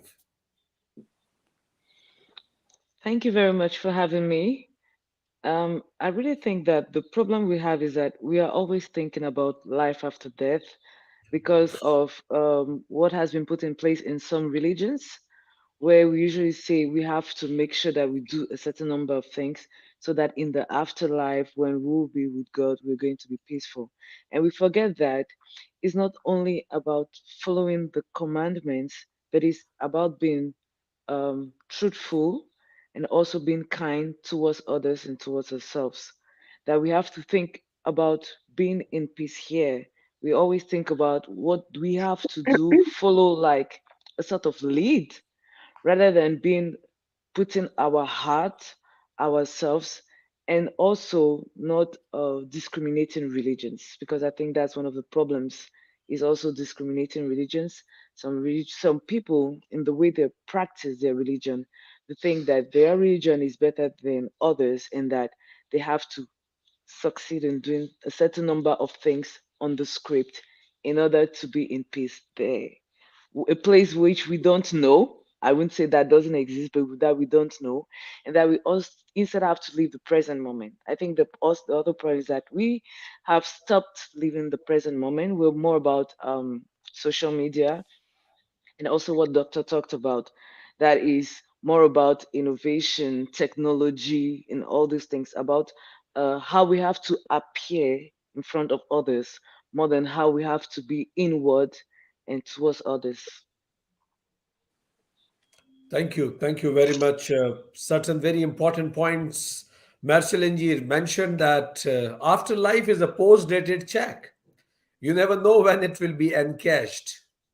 And she said that more important, it is not only important that you follow the commandments, but it is more important that you remove the languages of superlatives. My nation is better than yours. My religion is better than yours. So such superlative languages creates issues. And she said the social media, the life of appearances, showing yourself much better than others, these things have started creating troubles in the peace. So, going to Japan now, Japan is known for Zen religion. Akikoji has done lots of her research in Kundalini also. Why people are getting away from nature, and what do you think is the reason of this unrest in the world? Why people? Could you repeat the question? Why people are going away from the nature? Zen religion still talks about nature, and why there is unrest in the world. Yeah, I think that this modern world, the people are so busy, so busy, and we are like the boat on a huge ocean or um, huge streams of the information, and sometime or most of the time we are living in our head and forget to living on this earth. Yeah, and I believe all those practice yoga, Zen, or whatever, the traditional practice or art, sing, dance, those things help you to carry back natural state and the nature. But if your mind is too busy, you couldn't feel the gift of the natures. So, Thank you. is So that Akikoji mentioned that we are too busy in livelihood that we forget about life itself. And all the conflicts, she said, are not there, they are here. When there is a conflict inside your head, there will be conflict outside also. And being away from nature is also one of the reasons. We have Alina ji from Kazakhstan. Alina ji, we got lots of reasons for global unrest. If you would like to add some reasons, some pointers, you're welcome. Thank you so much for this opportunity. I work with people so many years, and I can see these mental mind problems in everyday life. And I try to find three reasons. I hope it will be useful. First of all, some people, they don't know their nature. In Kazakhstan, a lot of people, they still don't believe that they have soul, then they have connection with the God, and they can live after death. So for some people, it's like fantastic, something like this. Another one, second one, people want to have everything right now. For example, I want to be rich right now. So because of this, they are more angry, more with the closed eyes, and do wrong things like a war. If people could be more, I don't know, intelligent, more spiritual, more with this wisdom and prajna inside, so they can feel and know that you will have everything in your long reincarnation, in your long time, not right now, but sometime you will have. And third one, it's a stressed lifestyle. As I see our children, they go to not one school, but 2 or 3 schools. People go to 2 or 3 jobs and no time to be at home. I don't know, to spend time with the family. People always busy, and this stress, time, energy, it's create more stress. And I think it also a big influence for all harmony and peace. Very important point she mentioned, that some people think whatever they see around, this is what only is my existence. They don't know their own true nature. People are impatient, impulsive. They want everything right now. And third, she mentioned about kids are going 3 schools and parents are doing 2 jobs, moonlighting and all. So no time is left for each other and for themselves also. That is also adding to removal of the mental peace. Now, having understood the problem well, Dr. Nair, you mentioned about people are so much interested in infinite GDP, production, earnings. But what do you think about it? Economists would say without food, without money, no spirituality even can appeal to anybody. So that is must. GDP has to raise, productivity has to be raised. And when there is lots of competition, you need to be competitive. If they are working for 8 hours, you need to work for 10 hours. Otherwise, you will be eliminated. What to do? Economists would, an industrialist would say that even we want to sit in peace, but what to do? If we won't produce, they will produce. If we won't sail, they will sail. If we won't eliminate them, they will eliminate us. In this situation, what to do? Where does spirituality come in between? See, there are two concepts, right? After eating like a plate full of food, anything more is not going to make you any more fuller. It'll make you sicker, actually. So you don't need more than what you have. And what are we competing for? A bigger house, a bigger car, all these material things which will be finite. And when you die, they'll still stay here. So a lot of the times we're told to work harder and harder and harder, and we accumulate all this wealth, but you never enjoy it. Never, because you can't enjoy it. You've had the basic necessities, and everything else is additional, right? How do you counter that? I think you need to be, as the last speaker from the other talk I was listening to, get to your identity. What is your true nature? Why are you born? What are you here to achieve in this world? Once you have that, then you need to refocus, and then things will become clearer. You should definitely work hard, but the goal needs to change. I'm going to work hard for the betterment of everyone else rather than for my own self-gratifying needs. Dr. Nair, being a doctor, he said that the first bread that you are eating is for your health, and second is for the doctors. So when you eat more, you get sick. When you get sick, you make doctors richer. So, and Dr. Nair also said that know what is need and what is greed, how much is too much. He said that there is something called marginal returns. First bread will give you lots of joy, second will give you lesser, and this is how it goes. And remember, what will you take back once you will leave this planet? So, know your true nature and know your purpose of life would be really nice. Thank you for some thought provoking points. Dr. Nair will continue discussing that.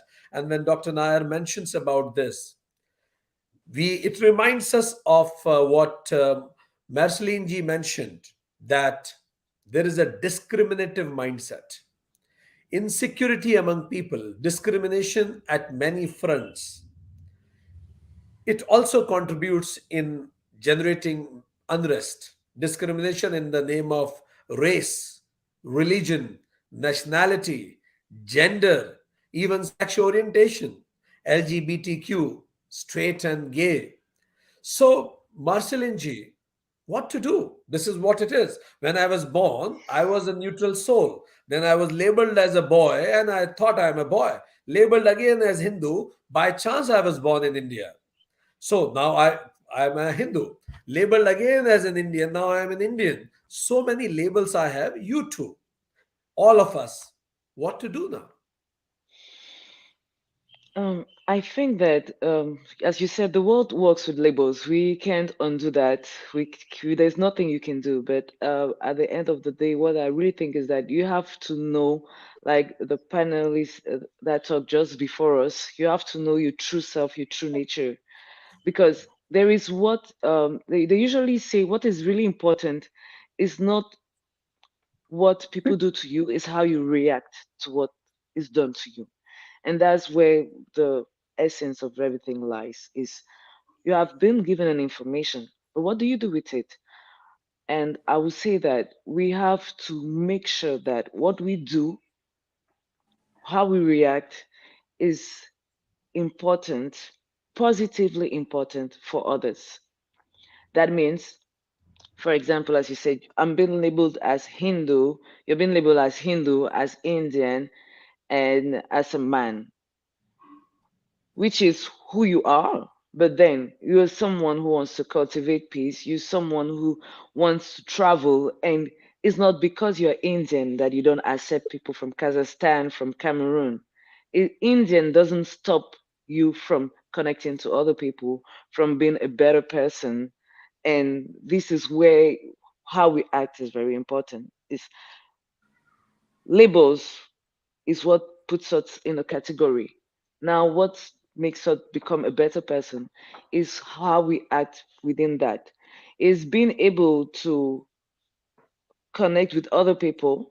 For example, if you're an Indian, it means you can connect better with an Indian in order to change his paradigm because you know his language, you know how you can talk with him. And that's how you create a better connection with him. Now, with other people, you now come to them with compassion and everything. Tell them that, okay, I am an Indian, you're a Cameroonian, but it's not what is the most important. What is the most important is that I can learn from you and you can learn from me. And together with all that, we kind of make a concession in order to bond better. Thank you. Thank you. Marcelinji said, yes, there are labels, and there are things on which we don't have any choice because before we could exert choice, the labels were already given. So, what they have done is no choice, but how will I respond to that? I have a choice in that. She made a very strong statement, probably saying this: any label that disconnect me from others, disconnect yourself from that label. So disconnect yourself from any label which disconnect you from humanity and find the similarity between people. Akikoji, Yes, sir. but when I am with people of my own labels, I feel more secured. I feel more comfortable. And when I'm not with the people of my own label, I become judgmental. I enter into the language of me versus them. This is good practice, that is not good. How to deal with that, even? Like, because I'm practicing yoga, the one way of thinking this world is like we are the remember that previous theme, like we are the spiritual beings to visiting the planet to experience our life. So if we keep having that thinking in some part of our mind, if we can keep remembering that, maybe you can see the God in all, and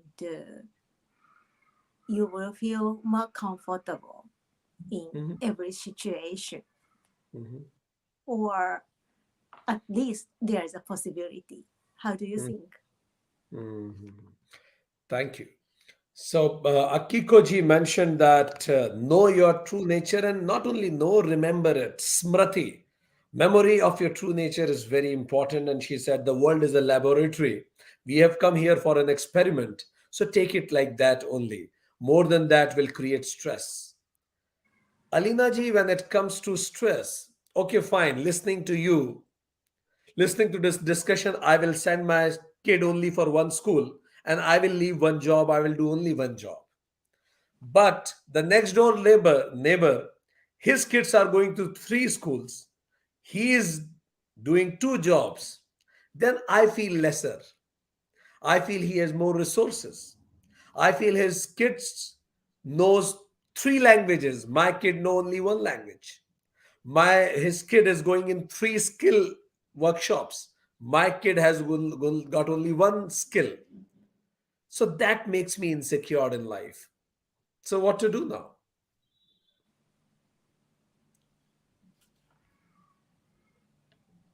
Have we lost her? Let Okay. me. Mhm. Yeah. Oh, sorry. Could you Um, get the question? I I have. need. Yeah, yeah. I get. I have a opposite situation. Some of my friends, they have these 3 schools, 5 jobs, and I can see every day that children are really tired. They sick more often. They don't talk like happy family, but did you do your homework? Did you bring me, I don't know, good, how to say, results from your school?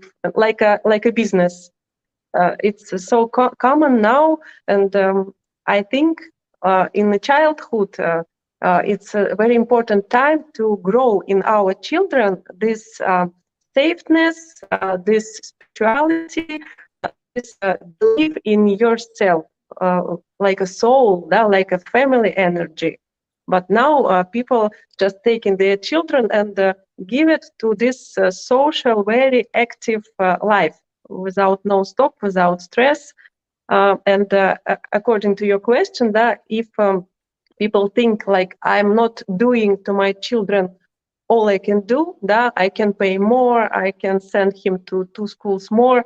My opinion, it's better to love them more in 2-3 times and show by your example how I work, what is my important things for me, like I'm not lying, I do good things, to show children these simple things that they can do right now. That's very important point, Selina ji mentioned that even for kids, their results have become return on investment. And the relationship that way has become a business, that so many places I'm sending you and no results you are getting me back. It is stressing the kids also. And she said, don't do 2 times job and send them to 3 schools. Love them 2, 3 times more and teach them that this is what I'm doing. Instead of job, I'm giving time to love you more. That's nice. And I guess that it's a good message to people also. Dr. Nair, when Elena ji says that love them more, give them more time, won't we be defeated competitively? Nowadays, many business tycoons, they talk about 7 days, 9 hours, and you need to do job like a machine to increase productivity. When my CEO is saying this, what can I do? I am a professional. I understood these things very nicely. But the place I'm working, I'm expected to stay back. Even if I get up at 6 p.m., they will look at me as if I'm doing some crime, getting up from my seat at the right time. How to deal with that? Yeah, I think there's 2 things. One is whether we feed into it, and the second is if you work that long, are you actually productive or you're just there to show that you're at the office? So I think if you have a better mind focus, you can achieve a lot of tasks in a shorter time. A lot of the workers will sit in the desktop and then, half the time they're talking to each other, half the time they look at news or websites or social media. The productivity is not that. I think what needs to be done is reassessment of what is productive, and you have goal and you do your focused task and then you move away. Sitting in the office for 12 hours just because you have to show you've been there for 12 hours is not the right attitude. The other thing is, what are we teaching our children? Are we teaching them to run after this? Are we teaching them to make everyone else happy but yourself happy? Is that our goal? Is our goal to become someone's slave but be unhappy at this job? Or is it better to move away and do a job that you're happy and your kids can learn from you? That's amazing point. He said that work with happiness rather than work for happiness. And we are the proven role models for our kids. What we do, how do we prioritize, gives them also a message how to deal with it. So now, quick tips for our audience. In order to generate global peace, what can I contribute today itself? So, actionable two pointers without elaboration. What 2 things I can do today to contribute in global peace? I'm a housewife, I'm a small employee somewhere, I'm a very common person. What can I do to contribute in global peace? Actionable items. So we'll begin with Marceline ji. 2 points without elaboration. Pardon me, 2 points on what exactly? Okay, so I'll come back to you, Marceline ji, so that you'll have more time to gaze it because you just now joined us back. Alina Yeah, ji, the thank you. same question to you. 2 actionable items which I can contribute Okay. for global peace. First, study yoga, philosophy, yama niyama, these basic rules. Second things, it's energy. Stop to create negative energy around you. It might be family, it might be big company, it might be city. So start to create positive energy and influence to all the people around. These two. Thank you. Very precise and nice. Study yoga and do energy scanning. Yes. Akiko ji. Connect with yourself first. So then be kind to others. Okay. And how to connect to the self? Easy way is like hand. Many various way we have, but like one easy way is like your left hand on your heart, light above that, and close your eyes and take a few deep breaths. Perfect. Thank you. Human. Yes. That's it. Thank you. Thank Yes. Marceline ji. Okay. What I would say is that the first thing is spirituality. You have to connect more with your spirituality, learn about spirituality, and understand that there is no discrimination into religions. There is no discrimination between religions. It doesn't matter if you're Christian, Muslim, Hindu, whatever. We are all there for common love and peace. And the other thing I would say is develop emotional intelligence, develop love, develop caring for others, and most especially caring for yourself. Because if you're not full of love, you can't give love. Very nice. Thank you. Shiva, Dr. Shiva. I think the other guys have stolen my ideas. So it's very similar. I've written down basically love yourself and love others, as Marceline ji is saying. And the second one was basically give more to the community and everyone outside you in love, energy, or any material resources than you take from it. So always try and give positively back. Perfect. Give more, love yourself, and love others also. So now we will, in our different languages, will say one line for global peace. You can use your own language. First, you will let us know in your language what peace is translated into. Elina ji. Peace. My language is Russian. Peace. Это мир. Mir. Мир. Mir. Nice. So, and in your language, Akiko ji? Heiwa. Hiwa. Heiwa. Heiwa. Nice. In your language, Marceline ji? So in Cameroon, we speak two languages, we speak French and English. So in French, we say la paix. La paix. Dr. Shiva. I speak Hindi, so Shanti.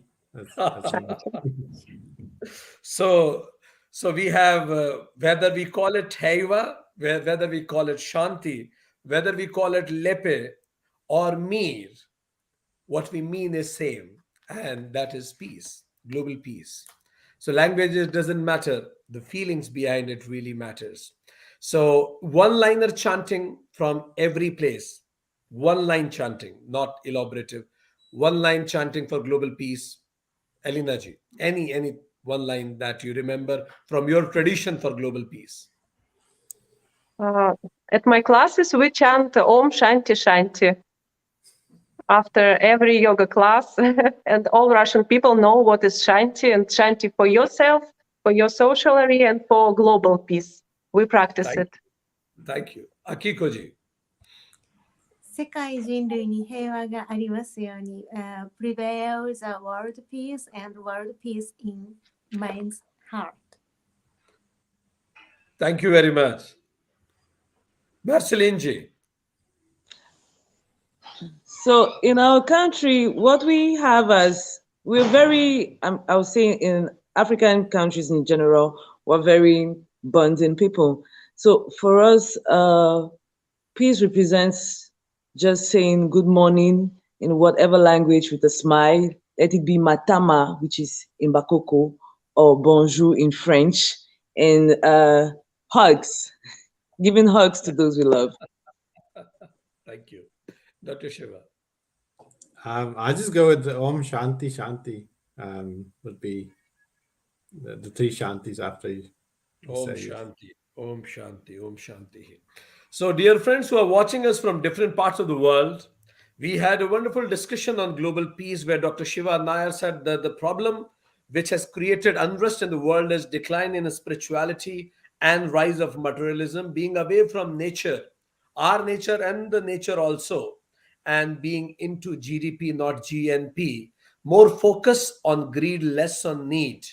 And Dr. Shiva Nair said that we need to remind ourselves that there is lesser marginal return the more you have it. We should have focus on our needs, know how much is too much. You first bread you eat is for yourself, another is for doctor. So be mindful in what you consume from your mouth and your thought also. And Dr. Nair mentioned that know your true nature, know your purpose of life.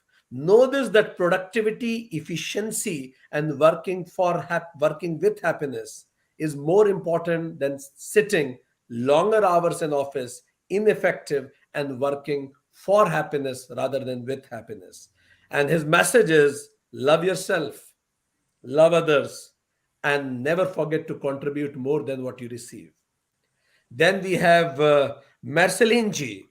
She said that what happens after life is a post-dated check. Yes, it is fine to follow the commandment, but remember anything that is disconnecting you from humanity, disconnect yourself from that discriminative philosophy or any principles. Never speak the language of separations and superlatives. All religions are equal and consider them equal.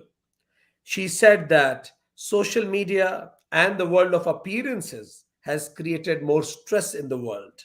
As a solution, she says, know your true nature, peel out all the labels. And yes, how world will pose to you is not in your control, but how will you respond back is certainly is in your control.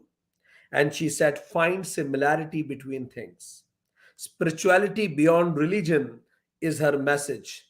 Develop emotional intelligence, love for yourself, care for yourself, and love others also. Alina ji mentioned that when people don't know their true nature, whatever is told to them, they take it as their nature. She said that being impulsive is another reason of stress, impatience, things we need right now, 3 schools and 2 jobs, no time for self and others also. And stop taking everything for return of investment, whether sending kids on school or doing a job. She said that love them instead 2, 3 more times so that even kids will know what are your priorities and what should be the priorities of life. She said, now start studying yoga, follow yamas and niyamas, do an energy scan around you, remove the negative people, and accept whatever is positive around. Akiko-ji mentioned that people are busy. In livelihood, no time to live. All conflicts which appear there are actually here. Go close to the nature. Remind yourself that we are spiritual being. World is a laboratory. We have come here only for an experiment, and this constant reminder will keep us rooted. connect to yourself, and be kind to others.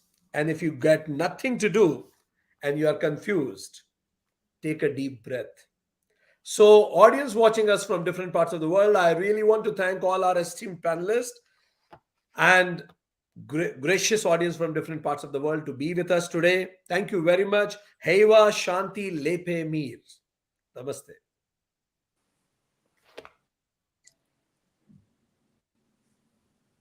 I welcome our next guest, Dr. Sayyid Tanveer Nasreen. She carries the legacy of spirituality from her family, which is a long Sufi past. She has been educated at Presidency College, Kolkata, Jadavpur University and JNU New Delhi, from where she did PhD. She is specialized in socio-cultural history and gender studies. She founded the Department of Women's Studies in the University of Burdwan, West Bengal. Dr. Nasreen has written and edited several books and articles on gender issues and cultural themes. She has served in several administrative positions in academics. She is also a trained Bharatanatyam dancer. Nowadays, she is serving as First Secretary and Director, Indian Cultural Center, High Commission of India, Maldives, since June 2009.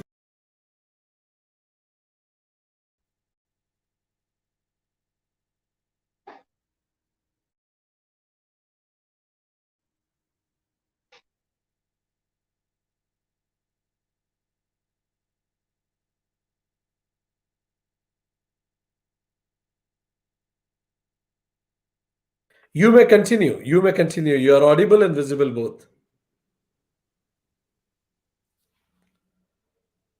You may continue, Dr. Sayyid Tanveerji. We can see you and you can carry on. Thank you. Am I audible? Yes, yes, you are audible and visible Hello? both. Yes, you are audible and visible both. Looking Thank you. forward to your message. Namaskar. And thank you very much, United Consciousness Conclave, for inviting me. Thank you, Dr. Vikrant Singh Tomar. And thank you, Simranji, also for coordinating it so well and inviting me to this session. I would first congratulate you for choosing this topic, spirituality and woman empowerment. But then why I say women empowerment in place of woman empowerment, I'll come to it at the end of what I have to say. I don't really Dr. have much Tanveer, to say. I have a small request. Your face is Ji. not completely visible. If you can lift the camera up. Okay. Your face is not completely visible. Good. Now it is better. Is it okay? Thank you. Yes. Yes. Correct. I'm actually speaking from my office, which is why I'm not really very comfortable with the. This is okay now, I believe. Yes. So I must congratulate you first on choosing a topic like this. This is a very, very challenging theme of our times right now. And with my experience of almost 2 decades of working on women's studies or gender studies, I would say that women empowerment is generally viewed or generally projected as a domain which is detached or removed from the domain of spirituality. But to my understanding, the two are very finely and intricately interwoven, and the interrelation is often so delicate. It is often so intricate, so fine, that it is not perceivable at times. But there definitely is a relation between the two, between women empowerment, woman empowerment, and spirituality. To my understanding, spirituality is a very deep personal journey, a very deep personal experience of an individual. And it is unique for every individual, which the recounting of which can be extremely challenging, because the person might not himself or herself be aware of the journey that one is going through until one completes the journey and then looks back. And often, even if recounted, might not be comprehensible to another individual. Spirituality, to my understanding, is a very deep personal journey. Now, the first point that I would like to make in this context is that women have often been sought to kept away from the path of spirituality under several pretexts, under patriarchal diktats and under what we would call a patriarchal conspiracy within each system. For instance, it would argue in one system that a virtuous woman can only be reborn as a male to attain the final liberation of the soul, the moksha.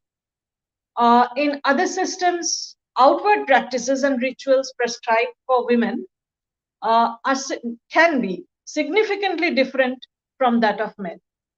And sometimes women are ineligible for certain practices, etc. And this is a universal phenomenon of a patriarchal, restrictive system within an attempt that is to exclude or marginalize women in the spiritual domain that comes from a very deep patriarchal bias. And this is, I would like to underline, not particular to any system or any religious order. However, simultaneously, if this is one trend of conspiracy that works within each system to marginalize women, to exclude women from their experiences of spirituality, to demotivate women, simultaneously within the same systems, we can find ample scope that talk about inclusion of women, giving the soul of the individual the equal right as any other in the journey towards spirituality. And this, I would then say, is the dominant trend. Whereas the excluding trend, the attempt to exclude or the attempt to marginalize, is a minor subterranean idea that runs, patriarchal idea that runs within its system. This is the dominant trend that looks forward and gives ample scope when we talk about inclusion of women, giving the soul of the individual the priority and an equal right as any other in the journey towards spirituality. Now, whatever be the theoretical prescription, spirituality, to my understanding, is a very personal journey, I would again like to underline. And the journey may be enriched by our daily experiences, our environment, our level of learning and self-learning, swadhyaya as we call in our philosophy, the examples in it, the guidance one may be blessed with, margdarshan as we say, and the company that one keeps. And there is absolutely no gender discrimination whatsoever. There is absolutely no gender discrimination, I would like to underline, in this personal journey of spirituality. And this personal journey of spirituality ultimately unfurls itself, ultimately gathers itself in the collective journey towards spirituality, which is why I would again underline towards the end of what I have to say, that in case of woman empowerment, I would also like to mention women empowerment, because the individual merges itself in the collective, and it becomes a collective journey of spirituality, a collective journey of consciousness. Looking at our own country, the spiritual journey has never been gendered. In other systems, for instance, in Islam too, talking of the final day of judgment, it has been said that to each one, his or her good and bad deeds will be taken into account. And coming to our own country, in the Indian thought on spirituality, this equality in itself is an indicator of woman empowerment. This idea of equality, the equality of the soul, the equality of the endeavor, is an indicator of woman empowerment, an indicator of gender empowerment, where all genders are taken as equal.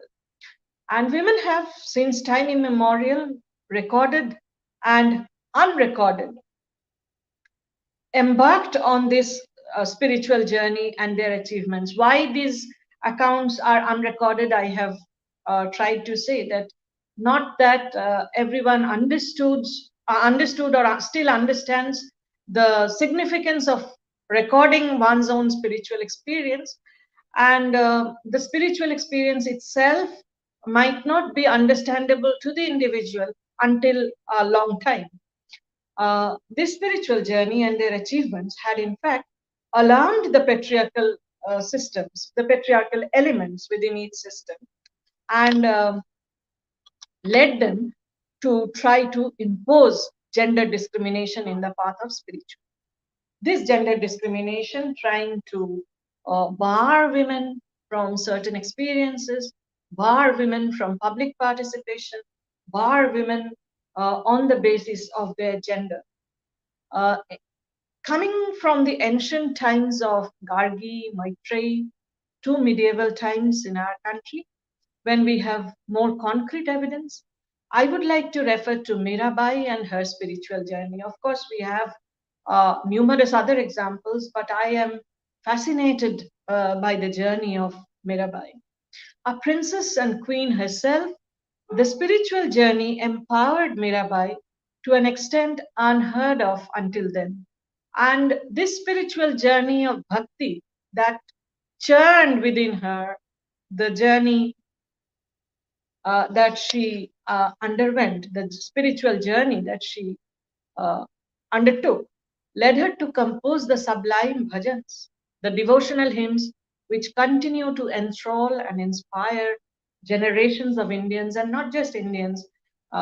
Mira's bhajans have been translated in numerous languages across the world, and when the poetic and the spiritual content have been analyzed, people are simply mesmerized by the spiritual journey of this princess and queen. Mirabai definitely was an epitome of spirituality. I would like to present my point that women achievers at different points of history have definitely been spiritually motivated to embark on which might not essentially be visible as a spiritual journey like that of Mirabai's, but embark on a political, social journey of leadership. And the leadership also, the path breaking that happens in the life of a woman, and that assuming that role of leadership is also very important in this context. The inner power and courage that have distinguished them from others, in my judgment, were triggered by spirituality. A deep, serene understanding of the self and its purpose, the self and its power. And this ability of leadership, this ability of standing apart from the crowd and showing a path to others, the margdarshan, as we say, have been motivated by a spiritual understanding of the self. And those who have imbibed that spirituality within themselves, women particularly, as we are talking about today, have been able to lead with their outstanding examples. The genuinely spiritual among men too, I must admit, look forward to their co-travelers in the path of spirituality with the objective of empowerment. This also needs to be mentioned. In the last section of my talk, I would like to raise a little debatable though, but the very recent events of Iran, what we saw in that country. We have seen how a girl in Tehran, Mahsa Amini, was arrested on September 13th, perhaps, yes, for not wearing the hijab by the moral police. Now, when I was talking of, patriarchal ideas deterring women in the path of their spiritual achievement, I was actually indicating these instances which we sometimes see around us. She was arrested for not wearing the hijab by the moral police, and she died 3 days later under mysterious circumstances. And this triggered one of the very important women's movements of our time. Not just a women's movement, it has been a movement in that country and has been against moral policing. And the success of that movement has led the Attorney General of that country to proclaim that moral policing will be withdrawn. And now I take this instance to underline that each of these protesters is a warrior. And the power of conviction and the confidence that came from a deep sense of spirituality. The person to be convinced to face the type of repression. Where did they get the power to resist the oppression, the repression that was unleashed upon them? This power of conviction, this courage of conviction was motivated by the spirituality within each person who came forward to protest against this. And that sense of discretion, that sense of judgment between what is correct and what is incorrect, what is wrong and what is right, is directed by the conscience, a conscience that is empowered by spirituality. Now, as I said, that each of the protesters we saw on social media, we saw on international news, the pictures of the protest, and each of these protesters, I would say, is a warrior who has been empowered by the idea of spirituality. And this is where the individual idea of spirituality, the individual empowerment of spirituality is manifested in the collective, and woman empowerment becomes women empowerment. And finally the empowerment of humanity. That is something that we are not going into right now, but the individual flourishing itself, the individual leading itself into the collective is a very important journey, not just a philosophical inward journey, but also a journey that takes individuals forward in initiating a change, in resisting all sorts of oppression, and underlining the individual liberty in the path of spirituality. Thank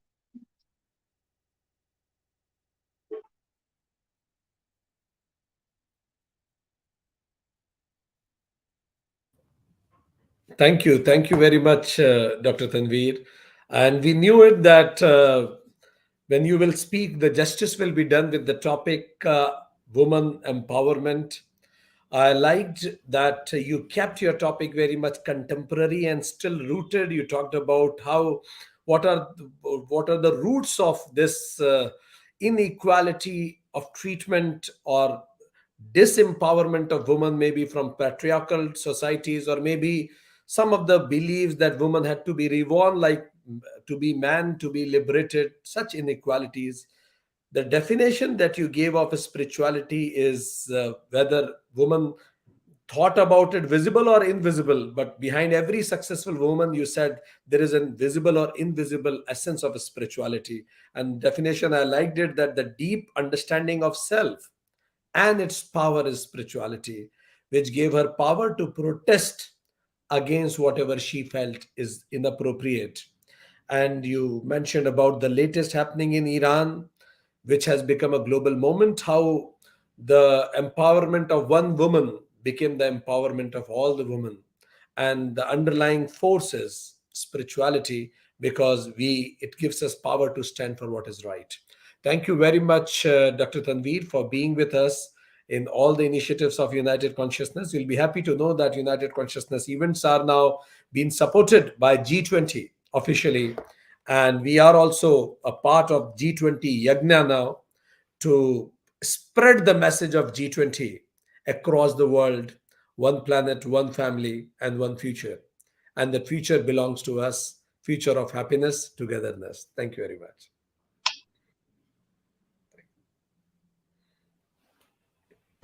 On behalf of United Consciousness, I thank Dr. Tanveen Nasreen for coming onto the platform of United Consciousness. Thank you so much.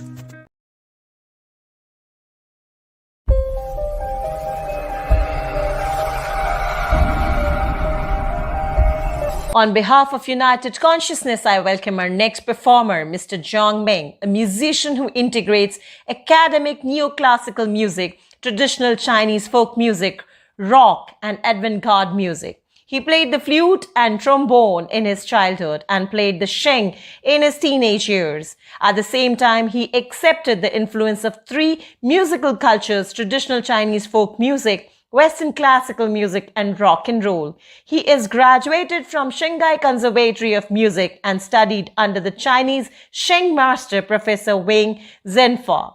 He also received the guidance of several professors. He also studied composition with Professor Wang Jianmin of Shanghai Conservatory of Music. As a performer, he focuses on Sheng and Zun and cooperates with many composers, conductors, and professional orchestras at home and abroad. He is currently a member of the Creation Committee of China National Orchestra Association, the director of Shanghai Music Association, National Vice President of the Sheng Art Research Association. His latest solo work is Summer Night Without Words, is published by Badhead label in 2022. So ladies and gentlemen, please put your hands together to welcome Mr. Zhang Meng.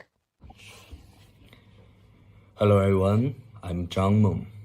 I come from China. I'm a sheng player. Sheng is Chinese traditional instrument. Another name's mouth organ. I welcome you to United Consciousness Conclave 2022, organized by United Consciousness Global. So I will show my instruments.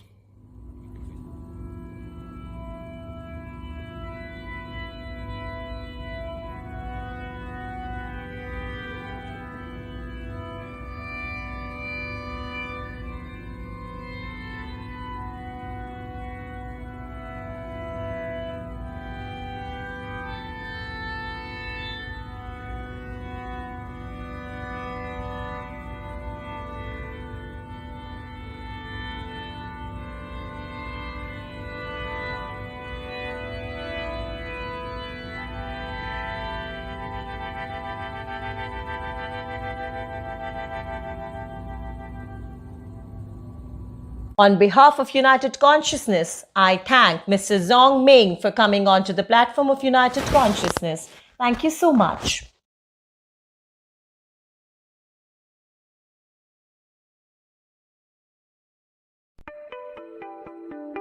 Geshe Nyuang Sonam. In 1995, he joined Sera Monastic University to devote his life for intensive study and practice of Buddhism. He has been formally ordained by Khyentse Dakpa Rinpoche and received the highest monastic ordination of Bhikshu from His Holiness the Dalai Lama. Presently, he is working as a translator and a Buddhist scholar. His first book is In the Footsteps of Siddhartha, was published in 2010.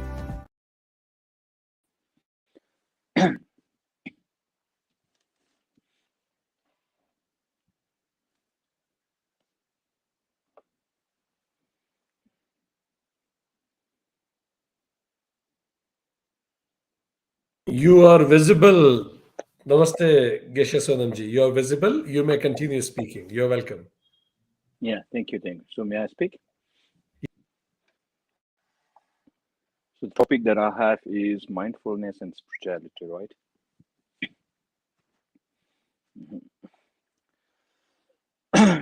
So as you may see that I'm a Buddhist monk.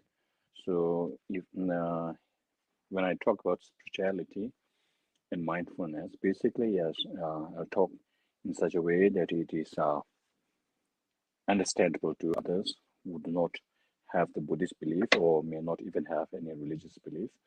But you should know that my background is Buddhist philosophy rooted in Nalanda, the tradition of Nalanda University of ancient India.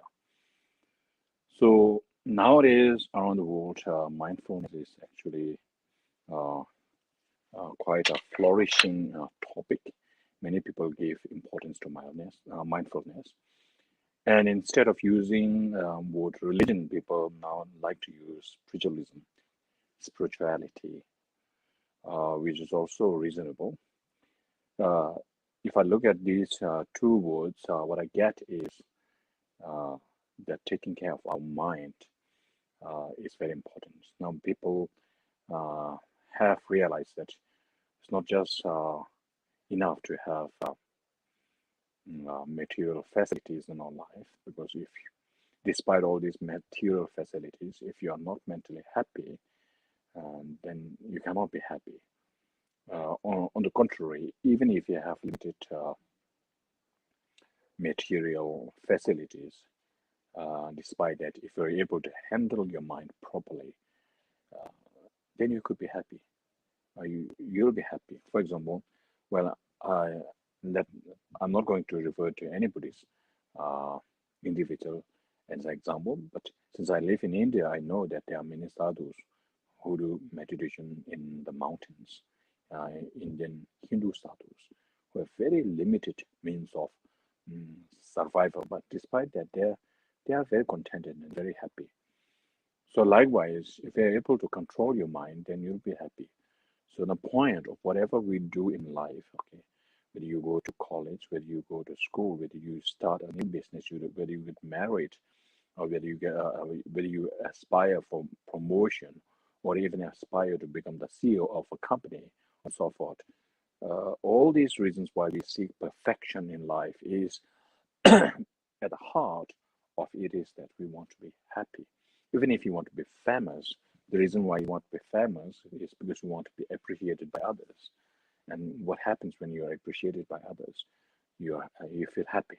So at the root of it, even if you may not acknowledge it, is the pursuit of happiness. So at the root of everything we do, whether it's the pursuit of a common worldly life or pursuit of a religious or spiritual life, is that we aspire for happiness, and so we seek different means. Now, as a Buddhist practitioner and a scholar, uh, I'm going to speak a little bit of Buddhism, but that has nothing to do with the faith element of Buddhism. I'll just speak about the philosophy behind mindfulness. So when you say mindfulness, immediately the first four syllables or words, or not syllables, sorry, letters, M-I-N-D, mind, fullness. So you immediately are reminded of mind.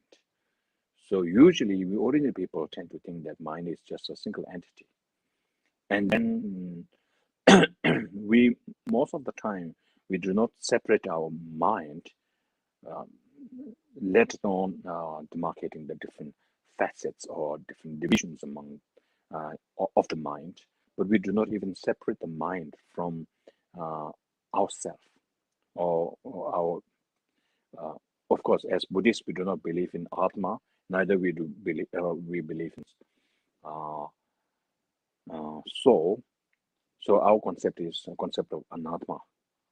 But despite that, we believe in the existence of a self, even though it's not the concrete absolute self as is postulated by other philosophers and given the name Atma.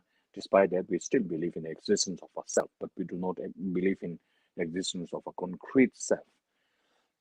So when you are not able to separate self and the mind, and are not able to recognize the divisions within mind, then when you fall into difficulty, especially if you are mentally challenged, challenging, I mean, emotionally challenged means when you face difficulties. We have so many ups and downs in life. We have our apprehensions, we have our anxieties, we have our stress, we have different reasons to fall into depression. And then you won't be able to help yourself properly if you do not separate self and mind. And if you're able to think, yeah, mind is not different from, is not one with self. And mind is actually also not one single entity. We have, for example, when you're anxious, we have a depressed state of mind. When you are happy, we have a happy state of mind. When you are in love, when you are compassionate, when you feel kindness towards others, there is a state of, that's one state of mind. But at the same time, there are also other states of mind when you are agitated, when you're disappointed, when you're angry. And also there are states of mind when the mind is really fresh. There are also states of mind when the mind is really dull and gloomy. So if you look at the different facets of the mind, so it's almost like recognizing the mind as being like an image in a mirror. An image in a mirror is not fixed. Whatever comes on front of the mirror will be reflected.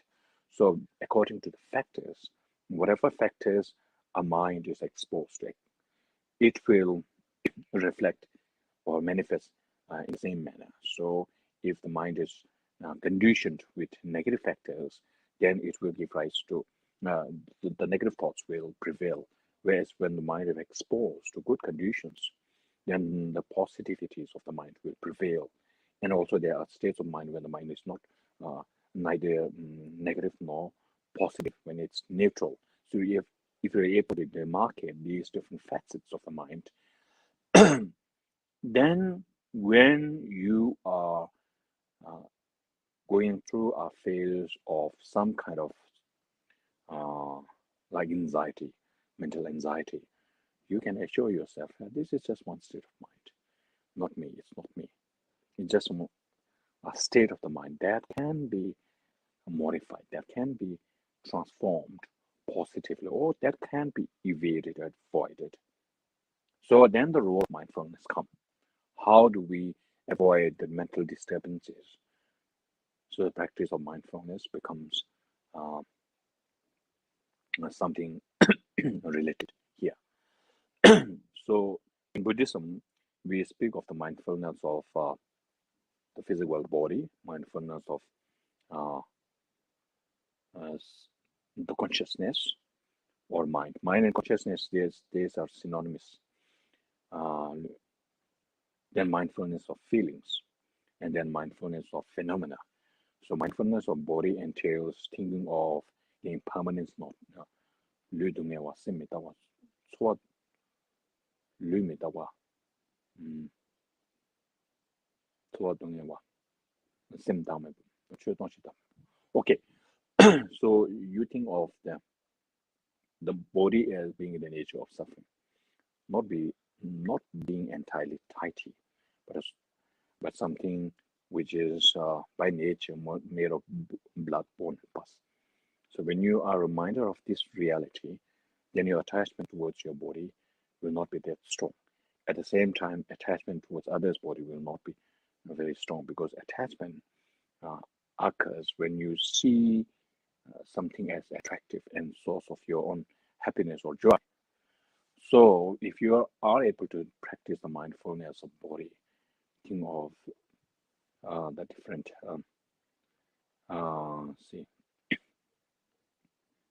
the impurities of the mind of the body, and because this is a fact, you're not just concocting a nature or attributing a nature to the body which is not its nature, but it actually recognizing a reality about a body. So so we have so if you think in terms of the impurities of the body, your attachment to yourself will diminish, because most of our attachment to oneself are based on our thought of excessive or thought of our body as being something charming or attractive. Again, also attraction towards others begins with their body initially. So if you're able to see their body and our body in the light of impurity and dwell your mind through meditation on that, then it will definitely decrease your attachment towards oneself and others. And the less you are attached to oneself and others, the less agitated you will be, less disappointed you will be if something happens to your body or something happens to others' body. And also the element of jealousy, you won't feel jealous if something that you don't need or you don't feel attracted is being taken by others. So then thinking of impermanent nature of the mind or the feelings, when some kind of negative or disturbing feeling prevails or preoccupies your mind, you have to think that this feeling is also dependent on causes and conditions. When causes and conditions are there, the feeling will linger on. When causes and conditions are avoided, this feeling will not no more loom over me. So in this way, you are able to see and escape from the agitated state of mind by thinking of impermanence nature of the feeling. And likewise, and most of the time when others confront you, you feel angry or you respond negatively because you feel you yourself are threatened.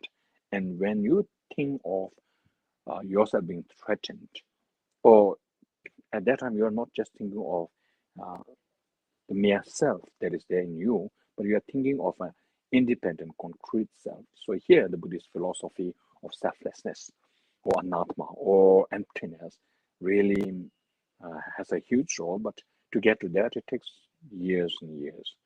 So difficult one. But despite that, just for your knowledge, if you're able to think of the emptiness nature of self and others, then the very basis on which our attachment or negative emotions are grounded or are rooted is destroyed. So that's how you emotionally take of yourself. So that's about mindness in in a gist. And one important factor that is there as far as taking care of ourselves, our mind, is many of our anxieties and preoccupations or apprehensions are there because we focus too much on ourselves. And by doing so, we remain oblivious to the reality that we are dependent on others' kindness. So if you have a sense of care and concern for others, remembering remembering the interdependent nature of ours, at the same time, the vulnerability that is there in us and others in the sense that we may live on this for only a few years or maybe on several days. So if you think impermanence of yourself, then there is no reason why you should fight with another for just small worldly things. That's actually the world wars are being waged on very flimsy, stupid reasons. So if you have a sense of concern for others and can extend compassion to others, you yourself will be the first beneficiary of compassion. That's how you emotionally tackle anger or hatred towards others, by introducing the opposition or the opposite of anger, that is affection, love, and sense of concern for others. So this will work when you have the concept of limitless lifetimes, infinity of infinity of lives. So this is not just one life that we have. We have been born on this in samsara from beginning last time and will continue to be born over and again, over and again. So in this circle of birth and death, there isn't any sentient being. I'm not saying just humans, okay? Sentient being who hasn't been your mother. So if you're able to see others in the light of your mother and remembering kindness of your mother, or even if you do not have that experience of a mother, but you can still witness the kindness or the affection, the unconditional affection of a mother to her children. So in this way, if you're able to think of others as having showered the same kind of affection upon you, unconditional affection upon you, then you feel some kind of a connection with others. And then when you feel a connection with others, then a sense of concern for their well-being naturally happens. And if that happens, and when you have a sense of compassion, kindness towards others, your own well-being will naturally be will improve because you are the first beneficiary of that positive state of mind. So I have, how many minutes do I have? 10 minutes? Let's see. 15 minutes, okay. So in India, we have the tradition of two traditions, as His Holiness. The Indian, I would say, culture, not tradition. Okay, the culture of ahimsa and karuna. So ahimsa is like non-violence, right? Now, so first you start with refraining from harming others. That's the first thing you could do, and that's also for your own self. If you harm others, you do not benefit by harming others. Momentarily, you may feel good, but in the long run, if you use your wisdom, there is nothing that you gain from harming others. So, reframing from harming others is the first thing that you can do. So, if you look at the Indians, by nature, they are very gentle people, and they are not like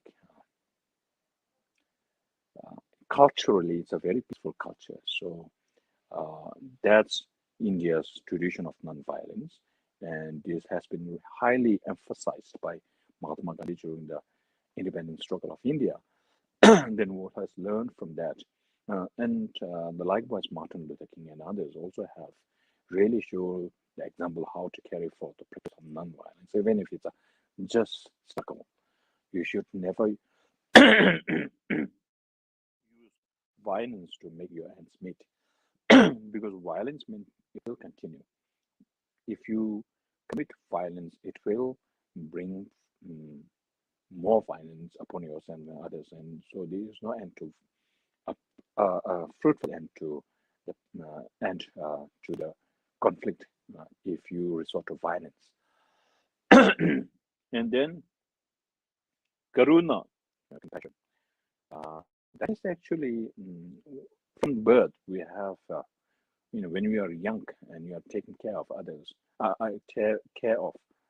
taken care of by others, you really feel like a sense of being protected and like trusting others. So if there is genuine care from yourself, others will trust you, and you can also trust them if they show genuine affection, sense of concern. So during a short period of time on this earth, if you live harmoniously with sense of concern for others, and not try to override others' interests by stressing on your personal or your individual or your society's own gain, then you can become then our society can become a really peaceful world, and eventually will die. So whether there is karma or not, no regret. If there is karma, well and good, nothing to fear. If there is no karma, still nothing to fear because you have done your best. And so while living, you have lived a happy life by being good to others. If you die, if there is a continuation of next lives, okay, you can bet on your karma. If there is no karma, it's okay. So that's how you should practice mindfulness and spiritualism without using any element of faith in a god or in Buddha or in an enlightened being. So that's all. Thank you. Thank you very much, respected Geshe Sonamji. You enlightened us about spirituality and mindfulness. As you mentioned, that Buddhism does not much believe in Atma and soul, but it believes in the concept of self, a compassionate self. And you said that mind is just like mirror, it reflects to all the exposures. And being mindful stands for being mindful about your body, your mind consciousness, your feelings, and the phenomena in and around us. And once we start being mindful, that it helps us to understand the causes and the conditions behind the feelings that we have. And once we go into understanding the causes and the conditions behind the feelings, then we understand the temporary nature of everything. And that leads to something called anicca, impermanence of everything. And that once we know that everything is impermanent, and we have been living for infinite lifetimes, as you mentioned, then it gives a birth to feeling of love, concern, and care for everybody around, ahimsa and karuna for whole planet. And this is how being mindful is not only helpful for me, but helpful for the planet also. Thank you very much, Geshaji, for your wisdom. Thank you. Most welcome. On behalf of United Consciousness, I thank Geshe Nimang Sonam for coming onto the platform of United Consciousness. Thank you so much.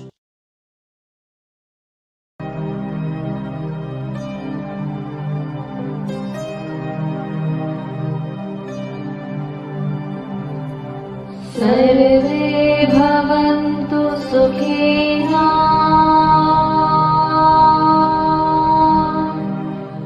सर्वे सन्तु निरामयाः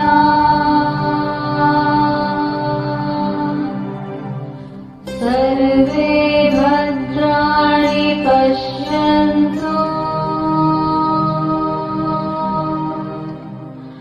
मा कश्चित् दुःखभाग् भवेत्।